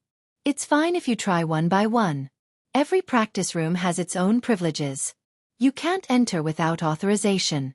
Okay. Go do what you need to do, Brother Jing. Hai Jing turned around and was about to leave when he remembered something. All right. Your girlfriend is in room 5621. She's with Bai Yu and the others. You can go there and take a stroll. With your friendship with Teacher Cat Eyes, she shouldn't kick you out. BHD's music style is more suited to the tastes of you youngsters. You made 3 mistakes in a single sentence. Should I correct you or not?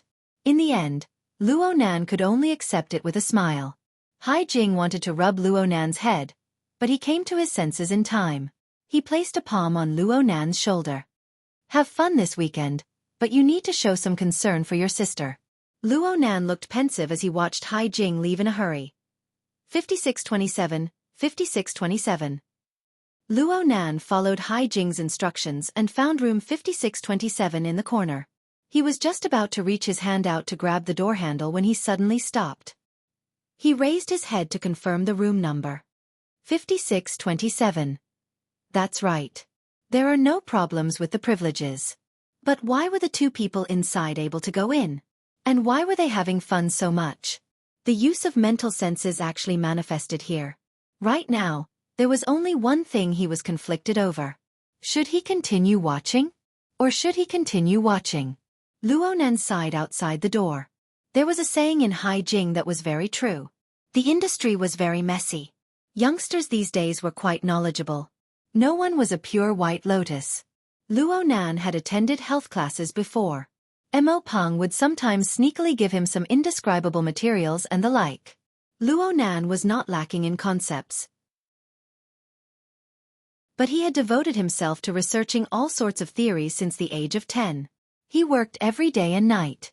How could he have the leisure to delve into these things? He never expected that 16 years of emptiness would bring him this sort of high-level course in a single day of enlightenment. They should both be artists. The man was handsome, and the woman was beautiful. Though their clothes were in disarray, their makeup and grooming were extremely fashionable. It was hard for Luo Nan to avoid lingering on the body of the woman. Though he didn't approve of this sort of behavior in broad daylight, he had to admit that they were very good-looking. The woman's long hair covered half of her face. The contours of her face were slightly distorted due to the intense exercise. However, artists had innate conditions that were a cut above others. They also had strict body management, as well as the polishing of temperament and style. When they were released in the darkroom, they really did have a charm that stirred people's hearts. Stop. What in the world am I thinking? Luo Nan didn't know how long he stood at the door in a daze. Of course, he didn't enter in the end. Instead, he walked forward with quick steps. After walking for nearly 20 meters, he finally stood still in the middle of the hallway and let out a long breath. His lips hadn't even parted due to the fast exhalation of air. His lips trembled rapidly under the impact of the airflow, emitting a strange puffing sound. The restless air that was stuck in his chest dissipated a bit with this comical sound. Coo! The forceful choking sound of laughter was very clear in the hallway. At the same time the sound of laughter entered Luo Nan's ears, the door to the next room opened a crack to reveal Bai Yu's cute round face. What the hell? You're so conflicted just by entering the door? Luo Nan raised his head to look at the room number 5621. This was BHD's practice room. What a coincidence. He turned his head to glance back. He had walked nearly 20 meters and was only 2 doors away from room 5627. After all, the practice rooms were very large. Bai Yu must have just gone through a round of practice. A thin layer of sweat covered her forehead, sticking to her hair. Her face was flushed red as well. Did you see your sister? You came here to visit me? That's right. Your girlfriend is in there. Don't you know if she's my girlfriend or not? Luo Nan only realized the ambiguity when he said it. He laughed bitterly. She has a boyfriend. What's that Caucasian guy's name again? Tanner. Bai Yu blurted out. Then she covered her mouth and shot a glance behind her. She turned her head to look at the 2 ends of the hallway. Only when she didn't see anyone did she let out a sigh of relief. Then she pushed open the door and walked out. She closed the door behind her and lowered her voice. Don't let Jingu hear you. He hates it when his artists lie. Luo Nan frowned as he watched Bai Yu walk out. Bai Yu had been practicing her dance in the room just now. She had even worn 10-centimeter high heels in order to imitate the scene of the performance to the greatest degree. Her well-developed body had grown a bit taller. When she stood together, she was taller than Luo Nan by 2 or 3 fingers. Of course, this wasn't important. What was important was that Bai Yu was wearing a tight-fitting dance outfit. She was already drenched in sweat. The curve of her chest caused a gap to appear in her small round collar. Her snowy white flesh shone in front of Luo Nan's eyes. He didn't know whether to look at her or turn his head.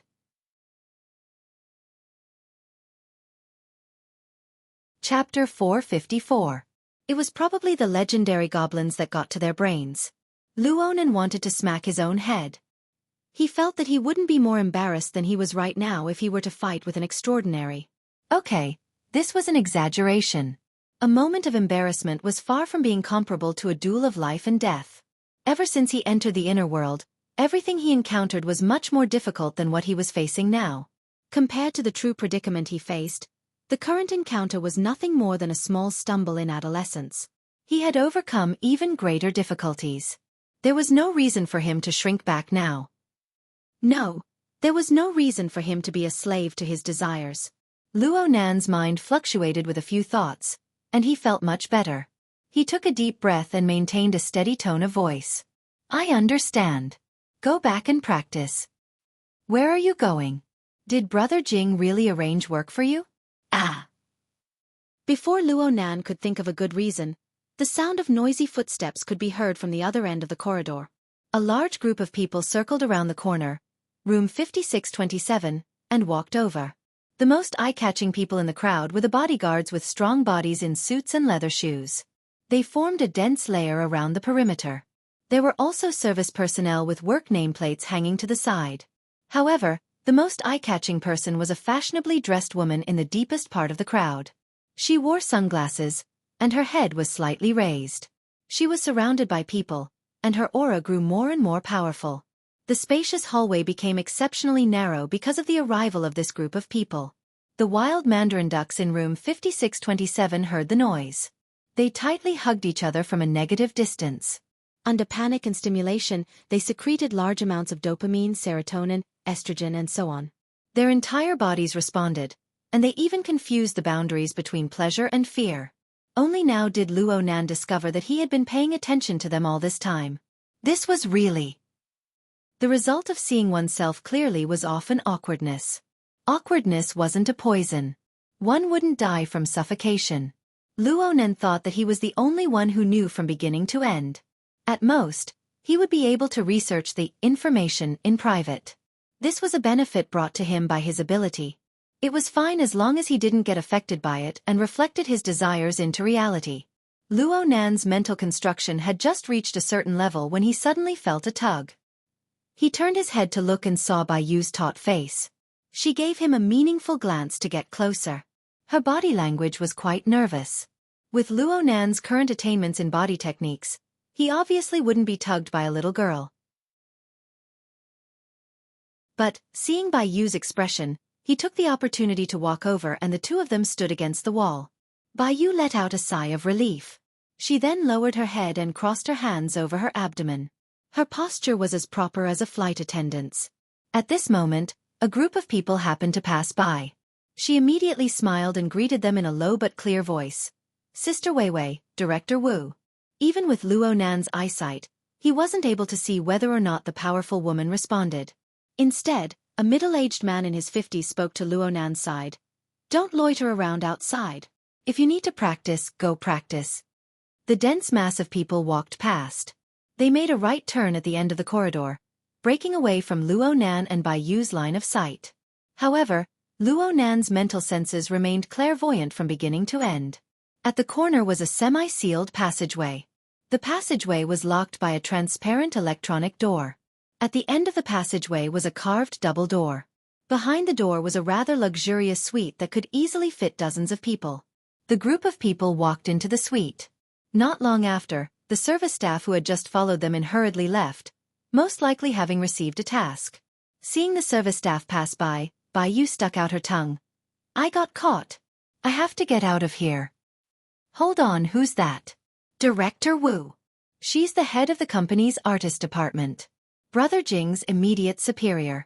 Of course, she's also our big boss. Bai Yu's eyes blinked as she spoke. It was as if she was telling Luo Nan that she was different from the boss she had won a bet with.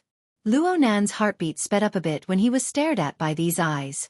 Unfortunately, the scene of the ravine and snow-white muscles kept swaying in his mind. He did his best to rid himself of the effects of his hormones and tried to chat normally. That Sister Wei Wei should be an artist as well. It looks like she's treated much better than you. How can that be the same? Ha! You don't know her? I'm not familiar with the entertainment circle. You really don't know her? What's there to show off? Ah! My heart suddenly feels better. Bai Yu clasped her hands together and made a gesture of thanking God. Then she happily explained to Luo Nan, "That's the pillar of our Ming Tang culture, Xi Wei. She's a standard A-list artist. She's quite famous in East Asia and Southeast Asia." Xi Wei? You don't have any impression? No, I can remember a bit. She debuted as a super pure and innocent celebrity. She seems to have successfully transformed her career. Her acting path is quite wide. There was a period of time when Mo Pang was very obsessed with her. He borrowed money from me to buy peripherals. Bai Yu let out a long sigh. Peripherals. When we debuted, peripherals were half sold and half given away. Even so, we still accumulated half a warehouse. She's not like Sister Wei.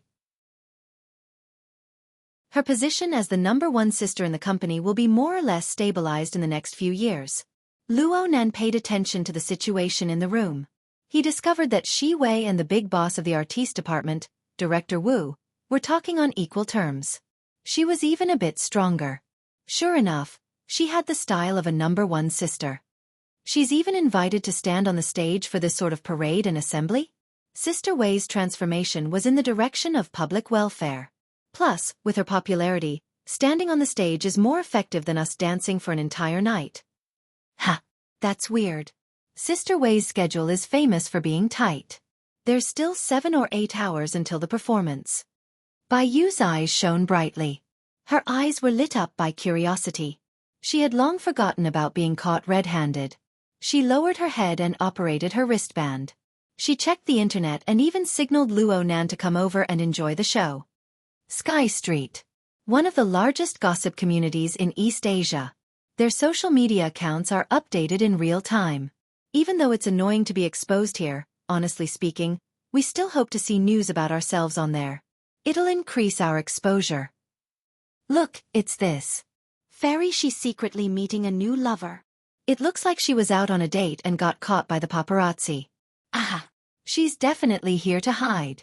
This sealed floor was indeed quiet. The paparazzi didn't have the authority to come here. But what the hell was Bai Yu excited about? Luo Nan finally understood. Bai Yu was older than him by half a year, but she was actually a little gossip bug. It was sad that she had chosen the enemy camp. Luo Nan was shaking his head in his mind when he suddenly discovered a new situation. He signaled for Bai Yu to open the door to the practice room behind him and pushed her inside. Someone's coming. Luo Nan let out a breath after dealing with the loose ends. He turned around and walked in the opposite direction. But he hadn't walked more than a few steps when he heard someone call out to him. Hey, you over here. Luo Nan turned his head with a pure expression. You called me? The person who called out to Luo Nan was none other than Director Wu. He walked out from the sealed passageway with a slightly chubby young woman following by his side. The woman was talking to him. It's better if I go by myself. Don't. The reporters outside are like wolves and tigers. You've been with Little Wei for far too long. They all recognize you. Let someone else do the work of running errands. Director Wu scanned Luo Nan's face as he spoke.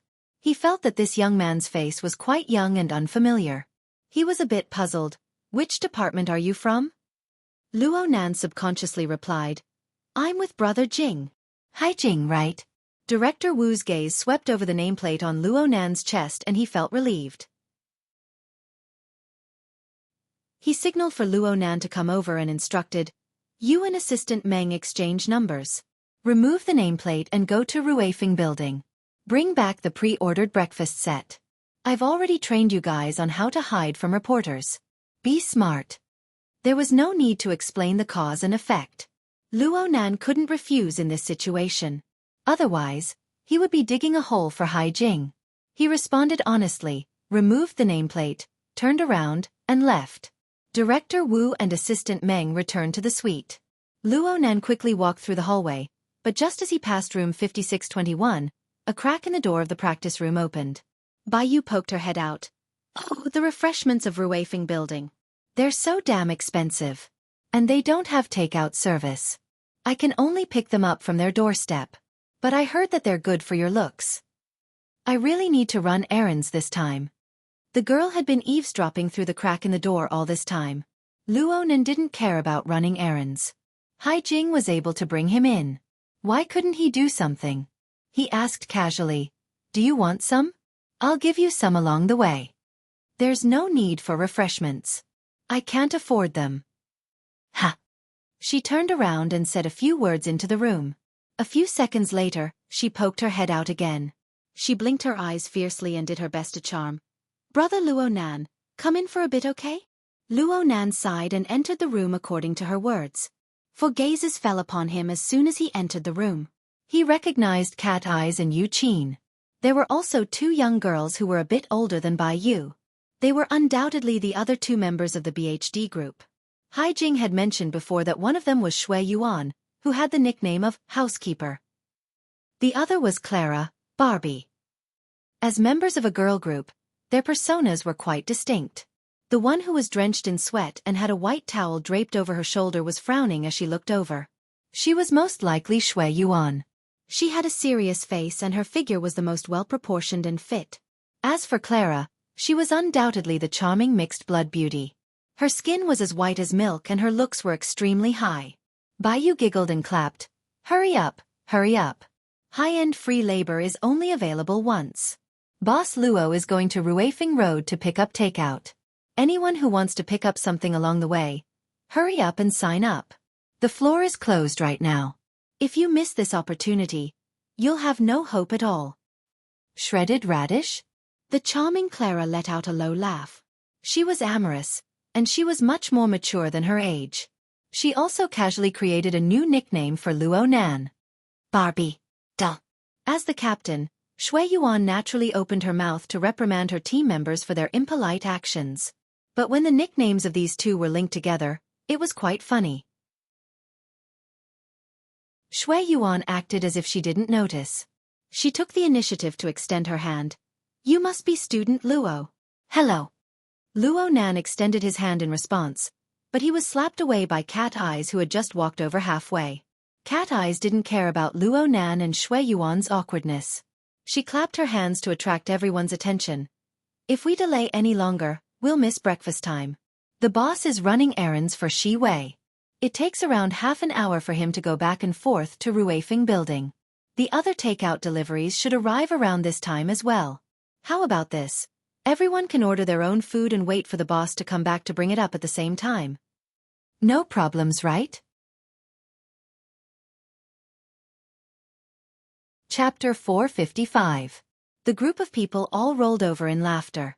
But these girls did not know how much complicated information was contained in Luo Nan and Cat Eye's conversation. They also did not know what sort of sharpness was hidden in their gazes. Luo Nan was drunk when faced with such a believer who was unconvinced and had a tendency to self-destruct. Shui Yuan, who was next to Luo Nan, thought of something. She suggested, let's first exchange numbers. We'll send our orders to student Luo to avoid mistakes and to avoid transferring again. Bai Yu was the first to agree. But she turned around and revealed a fierce expression. If the private numbers of 3 future idols get out, you're dead for sure. Unfortunately, no matter how much she twisted her face, her adorable round face could only show cuteness. Luo Nan shrugged and extended his hand to exchange numbers with them. He also gained the friendship of the BHD girl group. He waved his hand, turned around and walked out. You guys hurry up and order your food. Also, please pay attention to the type of food. Fast food and pastries are the best. I don't want to have to wait downstairs for a dozen or 20 minutes after coming back. Bai Yu let out an ah, and expressed with extreme innocence, we're all obese. What about body management? Shui Yuan stared at her. Body management has already collapsed the moment you suggested it. But Captain, you didn't refute it. I'll take you guys to strengthen your training for 2 hours. Hypocrite. Pervert. Luo Nan had already opened the door to leave the BHD group's internal strife. At this time, the silent Yu Qin walked up to him and whispered into his ear, Mr. Luo, let me go with you. Ha! No need, no need. Cat Eyes giggled as she hugged Yu Qin's shoulder. She kissed her and firmly pressed her down. Right now he's burning hot. His head has a fever. It'll be better for him to go out by himself. You're the one with a fever, Luo Nan retorted. But when he saw Cat Eye's expression, he understood that something good had happened next door. It was impossible to hide it from her. In fact, Cat Eyes might have even seen his relatively straightforward reaction earlier on. Was it awkward? Of course it was. But his special relationship with Cat Eyes had more or less dispelled a portion of it. He just glared at her and opened the door. Cat Eyes suddenly said, I won't order a meal for you. You can just go to Auspicious Abundance Restaurant and receive a flowing stone set. It's simple and quick. Thank you, boss. As she spoke, Cat Eyes gave him a salute. Luo Nan turned his head, speechless for a time. He didn't know the market price of Ruifeng Restaurant, but from the look of fear on Bai Yu's face, he could tell how powerful the flowing stone was. Fortunately, he had just earned a large sum of money last night, so he had some confidence. In the end, he just waved his hand and walked out of the door. The elevator required them to pass by room 5627. Luo Nan noticed that the wild mandarin ducks were still inside. They were already neatly dressed, and they stuck to the door with one in front and one in back. They used the visual system of the door to observe the situation outside. They were at a loss as to whether or not to open the door. Luo Nan's sudden passing caused the male artist to jump in fright. He blurted out a curse. You're asking for a beating. Luo Nan raised his eyebrows. He didn't stop and just walked straight past. The male artist finally confirmed that there was no one outside the door. Just as he opened the door a crack, there was a loud thud and the door shook. He went, ah, and fell back, bumping into his completely defenseless bedmate behind him. The female artist screamed and fell back. Fortunately, she reacted in time and held onto the male artist, so she didn't fall down. However, the collar of the male artist's shirt made the female artist choke. Luo Nan used his interference power to vent his anger. Then he took the elevator downstairs. The female artist screamed and fell back. Hai Jing discovered that Luo Nan had gone out from the nameplate information system and asked. The boss was embarrassed when he found out about the situation. He wanted to send someone to take his place, but Luo Nan refused. Luo Nan didn't care about running errands. Peony's so-called perfect plan wasn't feasible, and he was already idle. It wasn't bad to have something to do. Also, since Ruifeng Restaurant's refreshments were famous, there was no harm in giving some to Mo Ya and the others. Wasn't this supposed to be a visit? Luo Nan soon exited the office building. According to the display of the electronic map, he needed to cross the plaza to the opposite block. Crossing the plaza, which could hold several 100,000 people, was not a matter of a few steps. Due to the demonstration, some public transportation was restricted. He had to either ride a bicycle or rely on his 2 legs. In short, it was physically exhausting work. Bicycle, leg, single leg, car. Forget it. Let's just ride a bicycle. Luo Nan turned off the electronic map. Before this, he had already locked onto the location of the legendary Ruifeng restaurant through his mental senses. Right now, he wasn't afraid of walking the wrong way even if he closed his eyes. Luo Nan rode his bicycle across the plaza. Right now, the municipal plaza could be considered to be a sea of people. The bicycle needed to take many detours before it could find the specially opened evacuation tunnel. The bicycle could travel relatively smoothly. Luo Nan's wristband vibrated continuously. It was a screenshot of the order sent by the BHD group. 1, 2, 3. 4. Oh, the 4th ring wasn't from the wristband. It came from the connection between Luo Nan and ink on the mental plane. The source came from Peony, who was still wandering halfway. How's the progress? If you want to do this sort of plan again, then find someone better. Luo Nan roughly observed the situation around the municipal plaza. The living starry sky was becoming more and more crowded. It was like a river overflowing under a torrential rain. Millions and millions of stars flowed endlessly, refreshing at every moment. If Luonan wanted to search for ability users, mutants, or even darksider species like the Wraith sign, Luonan would not be afraid. But if he wanted to search for Phase 2 infected. Phase 2? You want to search for Phase 2? Peony was surprised for once. What's wrong? Right now it's estimated to be Phase 2. Of course I want to search for Phase 2 and be vigilant against Phase 3. Peony interrupted his words. Mr. Partner, you have obsessive-compulsive disorder, right? Cough. That's because I lack common sense. Right now in the world, there are no methods outside of the laboratory that can effectively determine the existence of Phase 2 infected. Especially in this sort of environment. I believe this is the most basic of common sense. You're not going to search for Phase 2? Of course. Phase 1 is the source of infection for mutants. Phase 3 is the target for primary mutants. These are the targets of search that have actual meaning. I know that Phase 2 infected people have more value in management, but that's only in theory. It doesn't have any actual meaning. Perhaps only people with severe obsessive-compulsive disorder would consider things from this angle. Luonan was certain that if Peony stood in front of him, he would accelerate at full speed and crash into her. Several seconds later, Peony sent him a low chuckle. Mr. Partner, are you angry? Luonan ignored her. I'm sorry. Maybe I haven't completely sobered up, or maybe I'm on my period. I don't really pay attention to what I say. You should already be in the plaza right now. Do you want to meet up with me? I've always been quite curious about a partner like you. Luonan's eyebrows jumped. He instinctively looked all around, believing that Peony had discovered him. He only reacted half a second later. She was still walking leisurely on the road right now, and Ink was her best informant. But on the other hand, Luonan had displayed a degree of familiarity with the current situation of the plaza because Ink was together with her. This made Peony make a judgment that matched the facts. Did he give himself away? Luonan hesitated for a moment. He wasn't interested in maintaining a sense of mystery, but Her Majesty Empress Wu must have had her reasons for arranging this pattern. There was no need to complicate matters. So he refused. He put on a little act in passing. Compared to my eyes, your plan is more meaningful. Fine. In any case, someone is treating me to lunch. Even though I might not go. Then we'll contact each other again in the afternoon. We'll work overtime together at night to search for the targets of Phase 1 and Phase 3. Peony intentionally emphasized these two words. Luonan's lips twitched. Okay. If you discover anything during this time, you can notify me. I'm always online. There was nothing else to do after this. Luonan rode his bicycle and locked onto Ruifeng Building. He left in a hurry and returned in a hurry. When he really rode over, he knew that this journey would not be easy. Time was very tight. Fortunately, Luonan had been cultivating non-stop recently. Coupled with the feedback from his soul strength under the coupling relationship, his physical strength surpassed the limits of an ordinary person.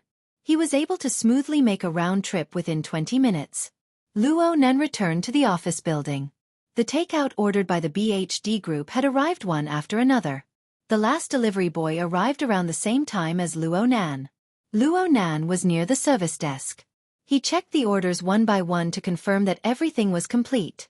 Then he encountered a new problem. As a temporary delivery boy, Luonan was running 5 or 6 orders at the same time, but he only had one pair of hands. The amount of food for so many people and the reality of the separate packaging made it impossible for Luonan to use conventional methods to move this pile of things up in one go. Luonan looked at the pile of beautifully packaged food boxes on the ground, and he was puzzled despite much thought. It didn't make sense. No matter how gluttonous a group of girls were, they shouldn't have gone to this extent. Did they still need to manage their bodies? Luonan checked the order information they sent over once more, but he didn't discover any problems. Oh, wait a moment. There was another message besides the order. The sender of the message was Clara. Luonan gave a cursory glance and laughed bitterly.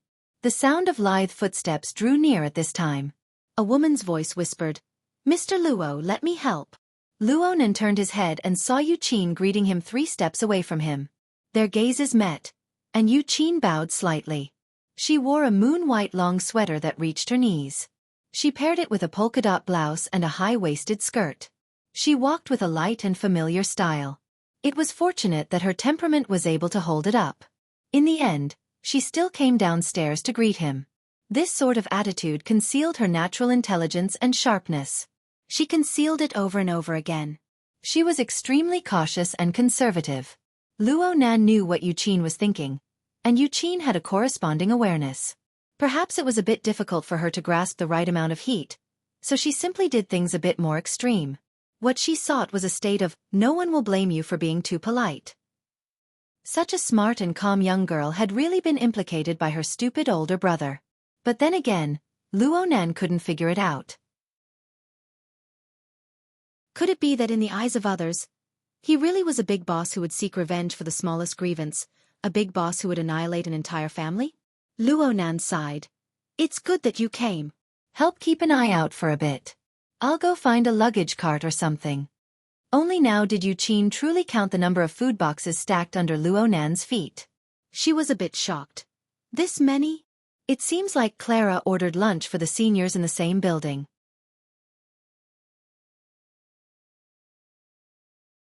Chapter 456. Yuqin and Clara's friendship had not yet reached the stage of judging behind her back, so she only smiled. As it turned out, the possibility of finding a luggage cart in the lobby of an office building was almost zero. In the end, the two of them still had to use the simplest method of manual labor to move the food boxes into the elevator. Let's move one batch first. Later, you guard the elevator. I'll move the rest over. All right. By the way, call them, especially Clara. Just wait outside the elevator. It's a waste not to use the labor. Once we arrive at the station, we'll split them up.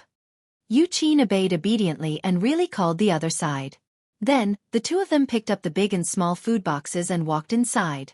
Since it was a private elevator, not many people used it. They didn't see anyone else on the way. It was also at this moment that Yuqin finally broke the veil. Mr. Luo, I'm very sorry. Luo Nan gazed at the long corridor in front of him. He was a bit helpless. I don't care about that matter. I know.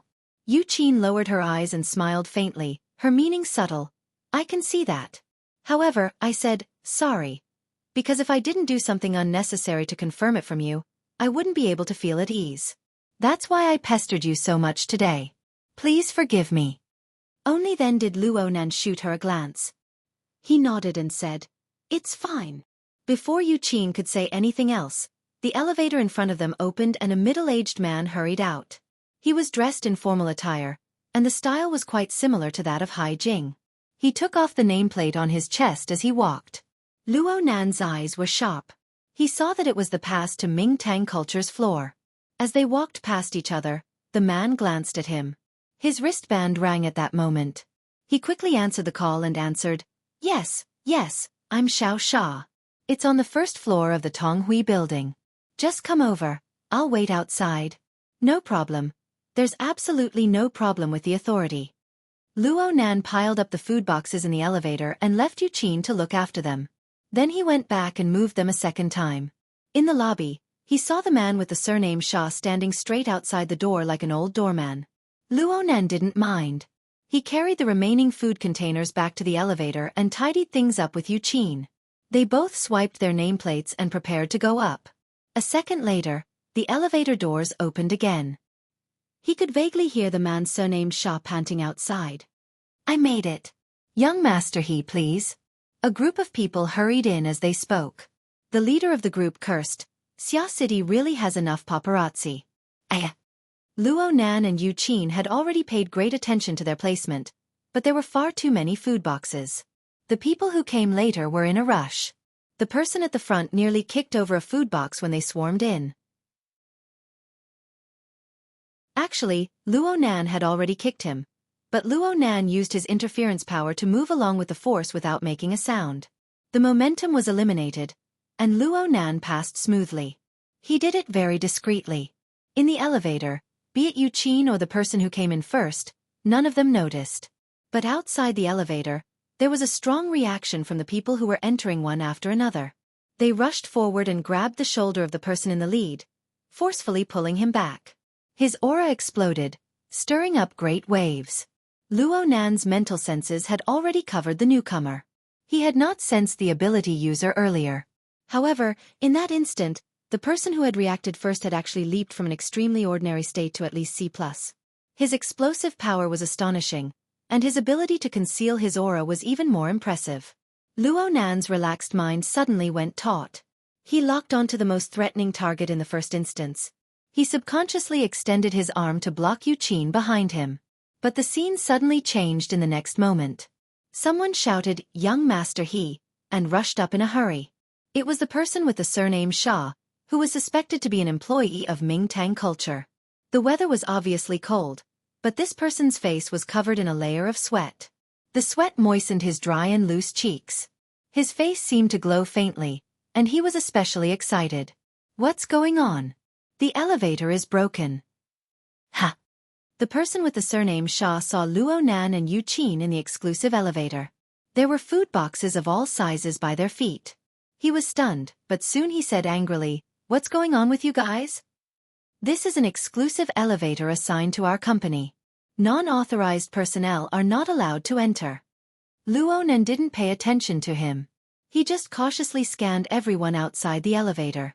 He saw two familiar faces in a row, and it was inevitable that he was a bit surprised. At the same time, the most threatening person should have recognized him. His solemn expression loosened a bit. He bowed slightly, an apology for his overreaction just now. "Mr. Luo, what's the situation?"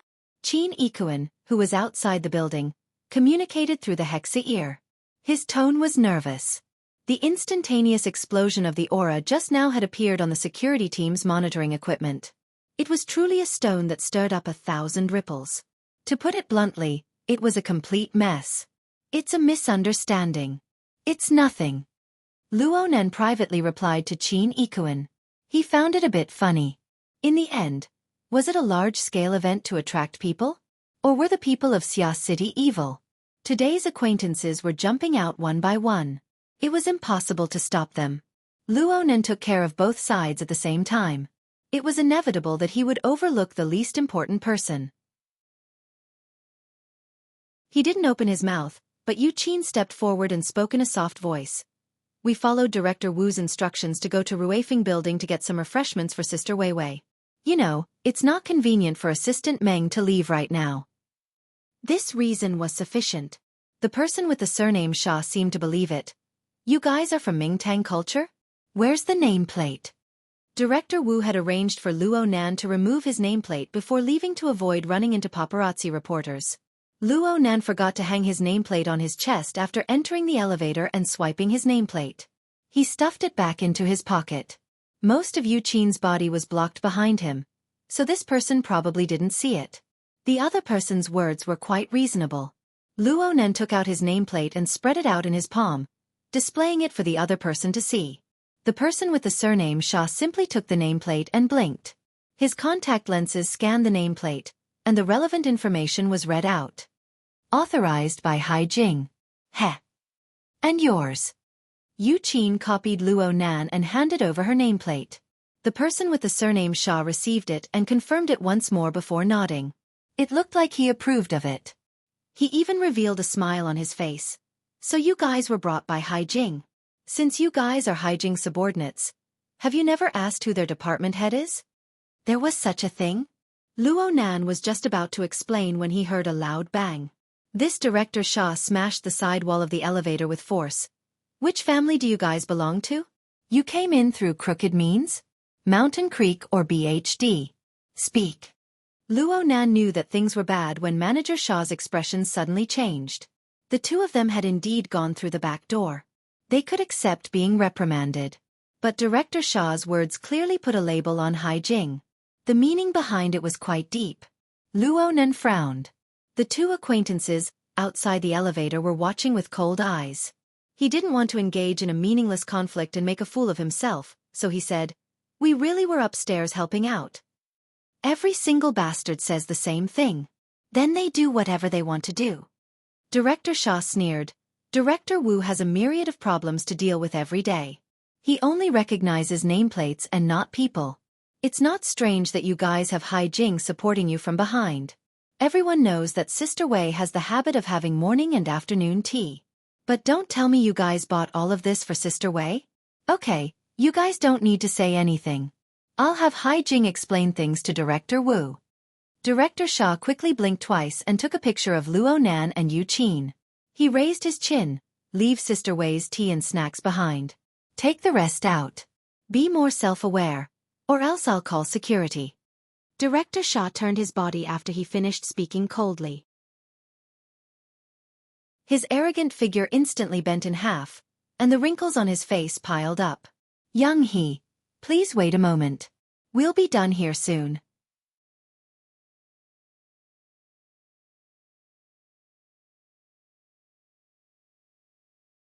The original wood material and the three-story pavilion's design were exactly the same as the Eastern classical artwork.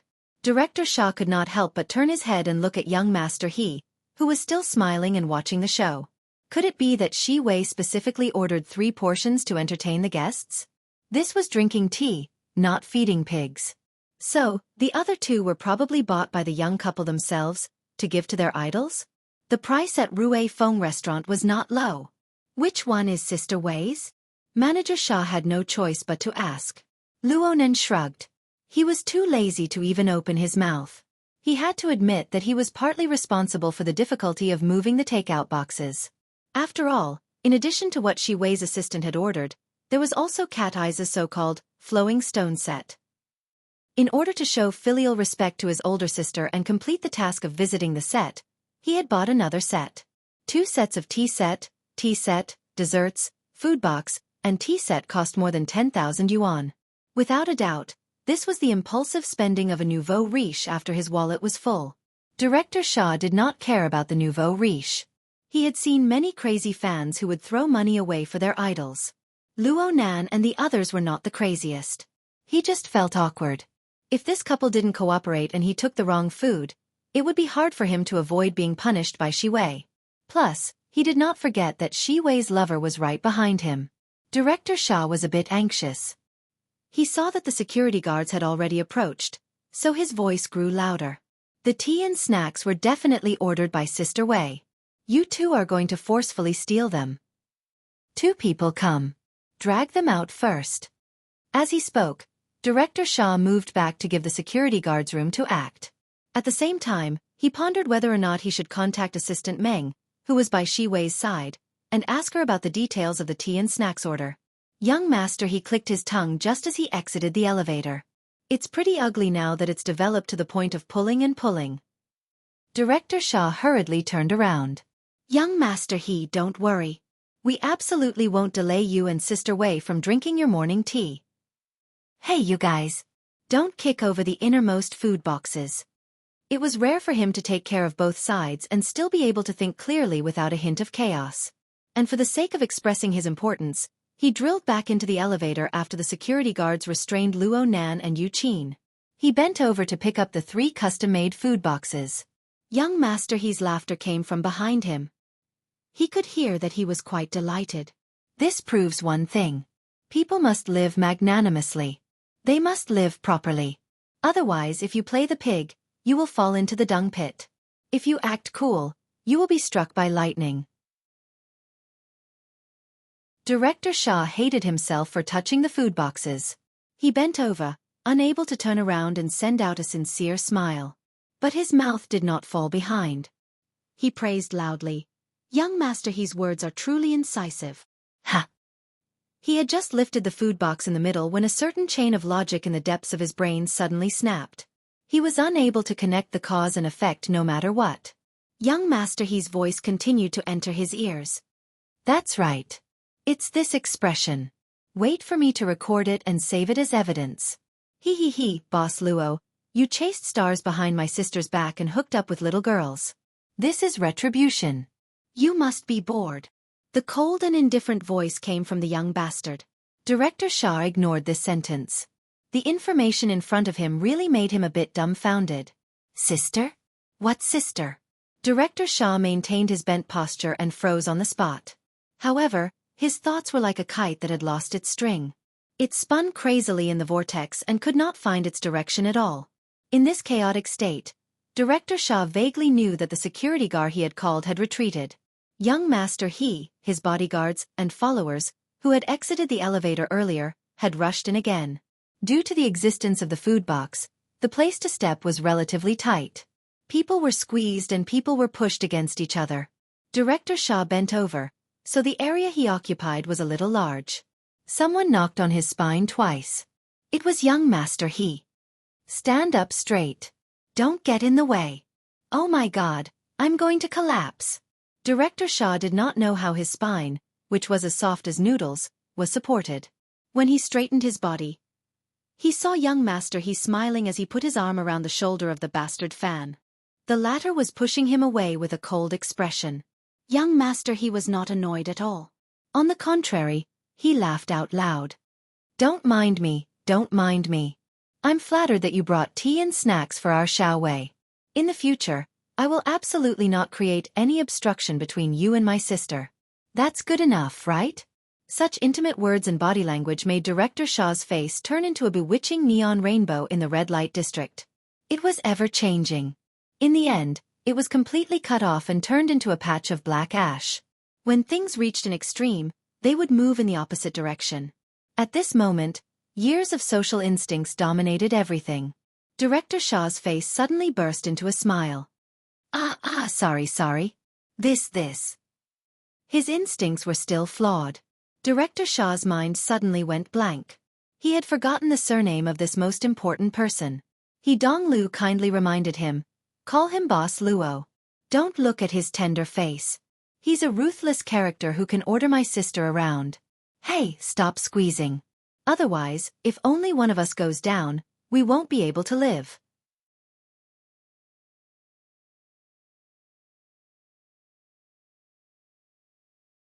Chapter 458.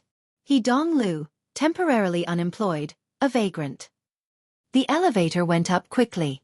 Young Master He introduced himself. He looked humorous, friendly, and elegant. It was as if the scene of him hugging his shoulders and laughing strangely was all a dream. Hello, young Master He.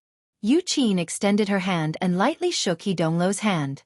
Luo Nan gave a simple introduction according to etiquette. Yu Qin. Classmate. Actually, the relationship was a bit more complicated, but Luo Nan was disinclined to explain it to He Donglu. Hello, classmate. You have unlimited possibilities. He Donglu recovered his mischievous demeanor. However, he stopped there and didn't continue teasing. Didn't he step forward just now to control the situation? He absolutely couldn't let the dangerous person in front of him fly into a rage out of humiliation. Since they had appeared here, there was a high chance that they would continue to cross paths. He was here to amuse himself.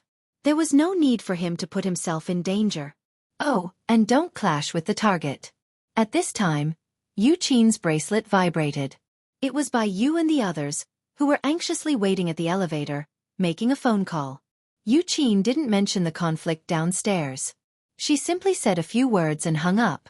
He Donglu swept his eyes over the rapidly changing numbers on the panel. He said with a smile, "Many thanks, old bro. You personally brought the takeout. This is a great favor. I'll get Shi Wei to toast you a few more cups later. If she has any good friends, I'll introduce them to you first." Luo Nan responded in a lukewarm tone. It was just in passing. No need to be polite. Though Luo Nan said this, he still gave He Donglu a few more glances.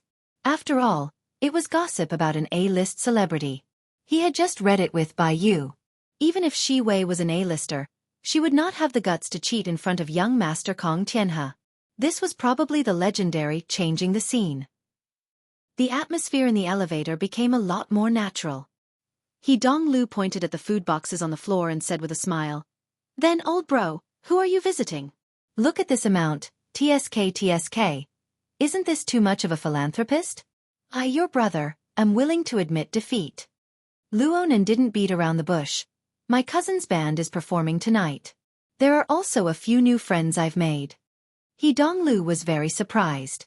"Ah, then I really have to support you. Her band is Shan Shi. She just signed a contract with Ming Tang. She's not that famous." He Donglu's brows jumped. Just signed? At this time? Luo Nan's gaze was focused. Is there something wrong?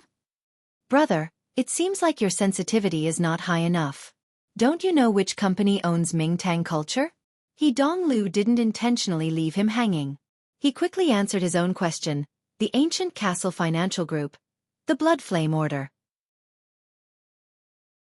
He purposely lowered his voice when he said the last word, creating a perfect atmosphere.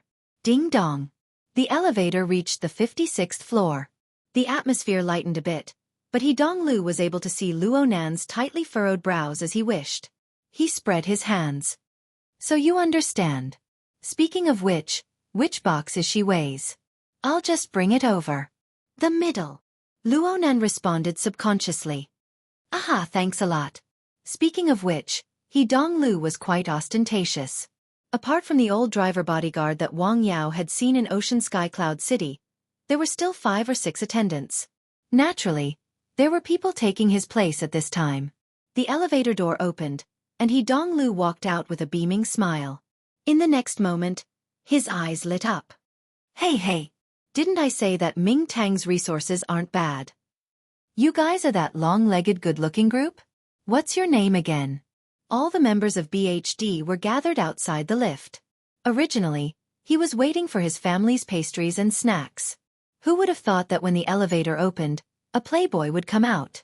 They couldn't help but be a bit stupefied. Luckily, the housekeeper, Shui Yuan, was well trained. She counted to 3, then the 3 sisters bowed at the same time with a smile. Hello, we are BHD. He Donglu chuckled. His playboy temperament flared up. He instinctively reached out his hand, wanting to touch the face of Clara, the most good-looking of them all. But his hand was halfway there when he felt an inexplicable chill on his back.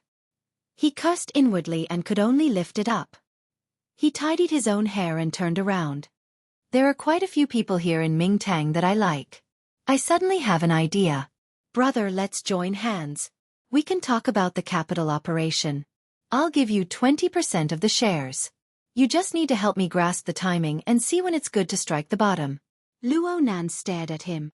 Tian Bang is a member of your military. He's even in the Coastal Defense Force.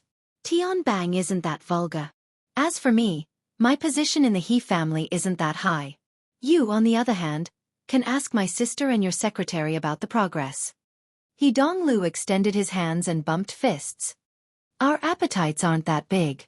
Even if they beat our brains out, it won't hinder us from picking up girls. Cough, earning money. Luo Nan shut his mouth and didn't say anything. He didn't feel like continuing this topic. He Donglu shrugged his shoulders and turned around very straightforwardly. Thank you again. Come back and have some tea later. At that moment, he led a group of bodyguards and followers and swaggered away. Luo Nan stared at Luo Nan's back. He felt that Luo Nan seemed to be close to him, but Luo Nan's mouth was full of lies. Luo Nan was filled with dissatisfaction towards Luo Nan. This was very normal. With He Donglu's family background, there was absolutely no need for him to stick his face to an ability user. Not to mention that night at Ocean Sky Cloud City, when this person was being domineering, when he was forcefully suppressed by He Yuan. Kitty.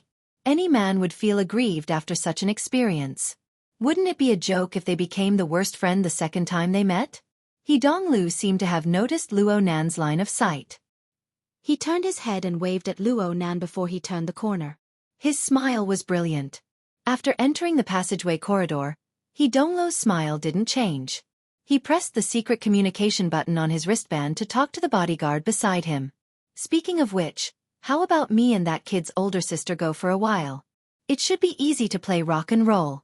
What's this called? Courtesy demands reciprocity. Don't you learn this from my sister?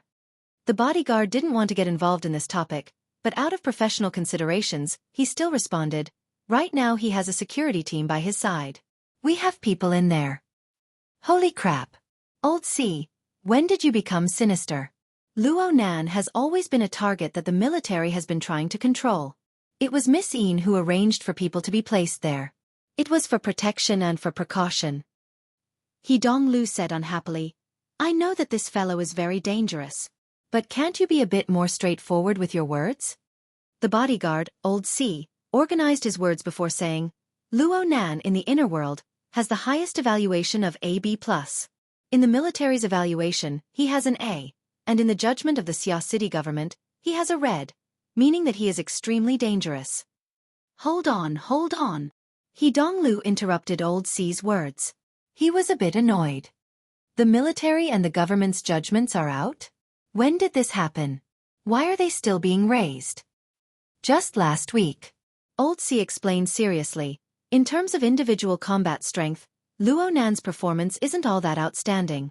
There are plenty of people in this world who can suppress him. But the key problem lies in the fact that he relies on tools like the Flying Devil Ray. He is an infrasonic array that can move at will.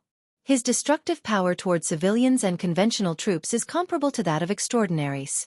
In addition to his unfathomable and profound level of mental senses and his young and emotional mental state, his degree of threat within Xia City and its surrounding regions has nothing to do with distance, interpersonal relationships, or division of power.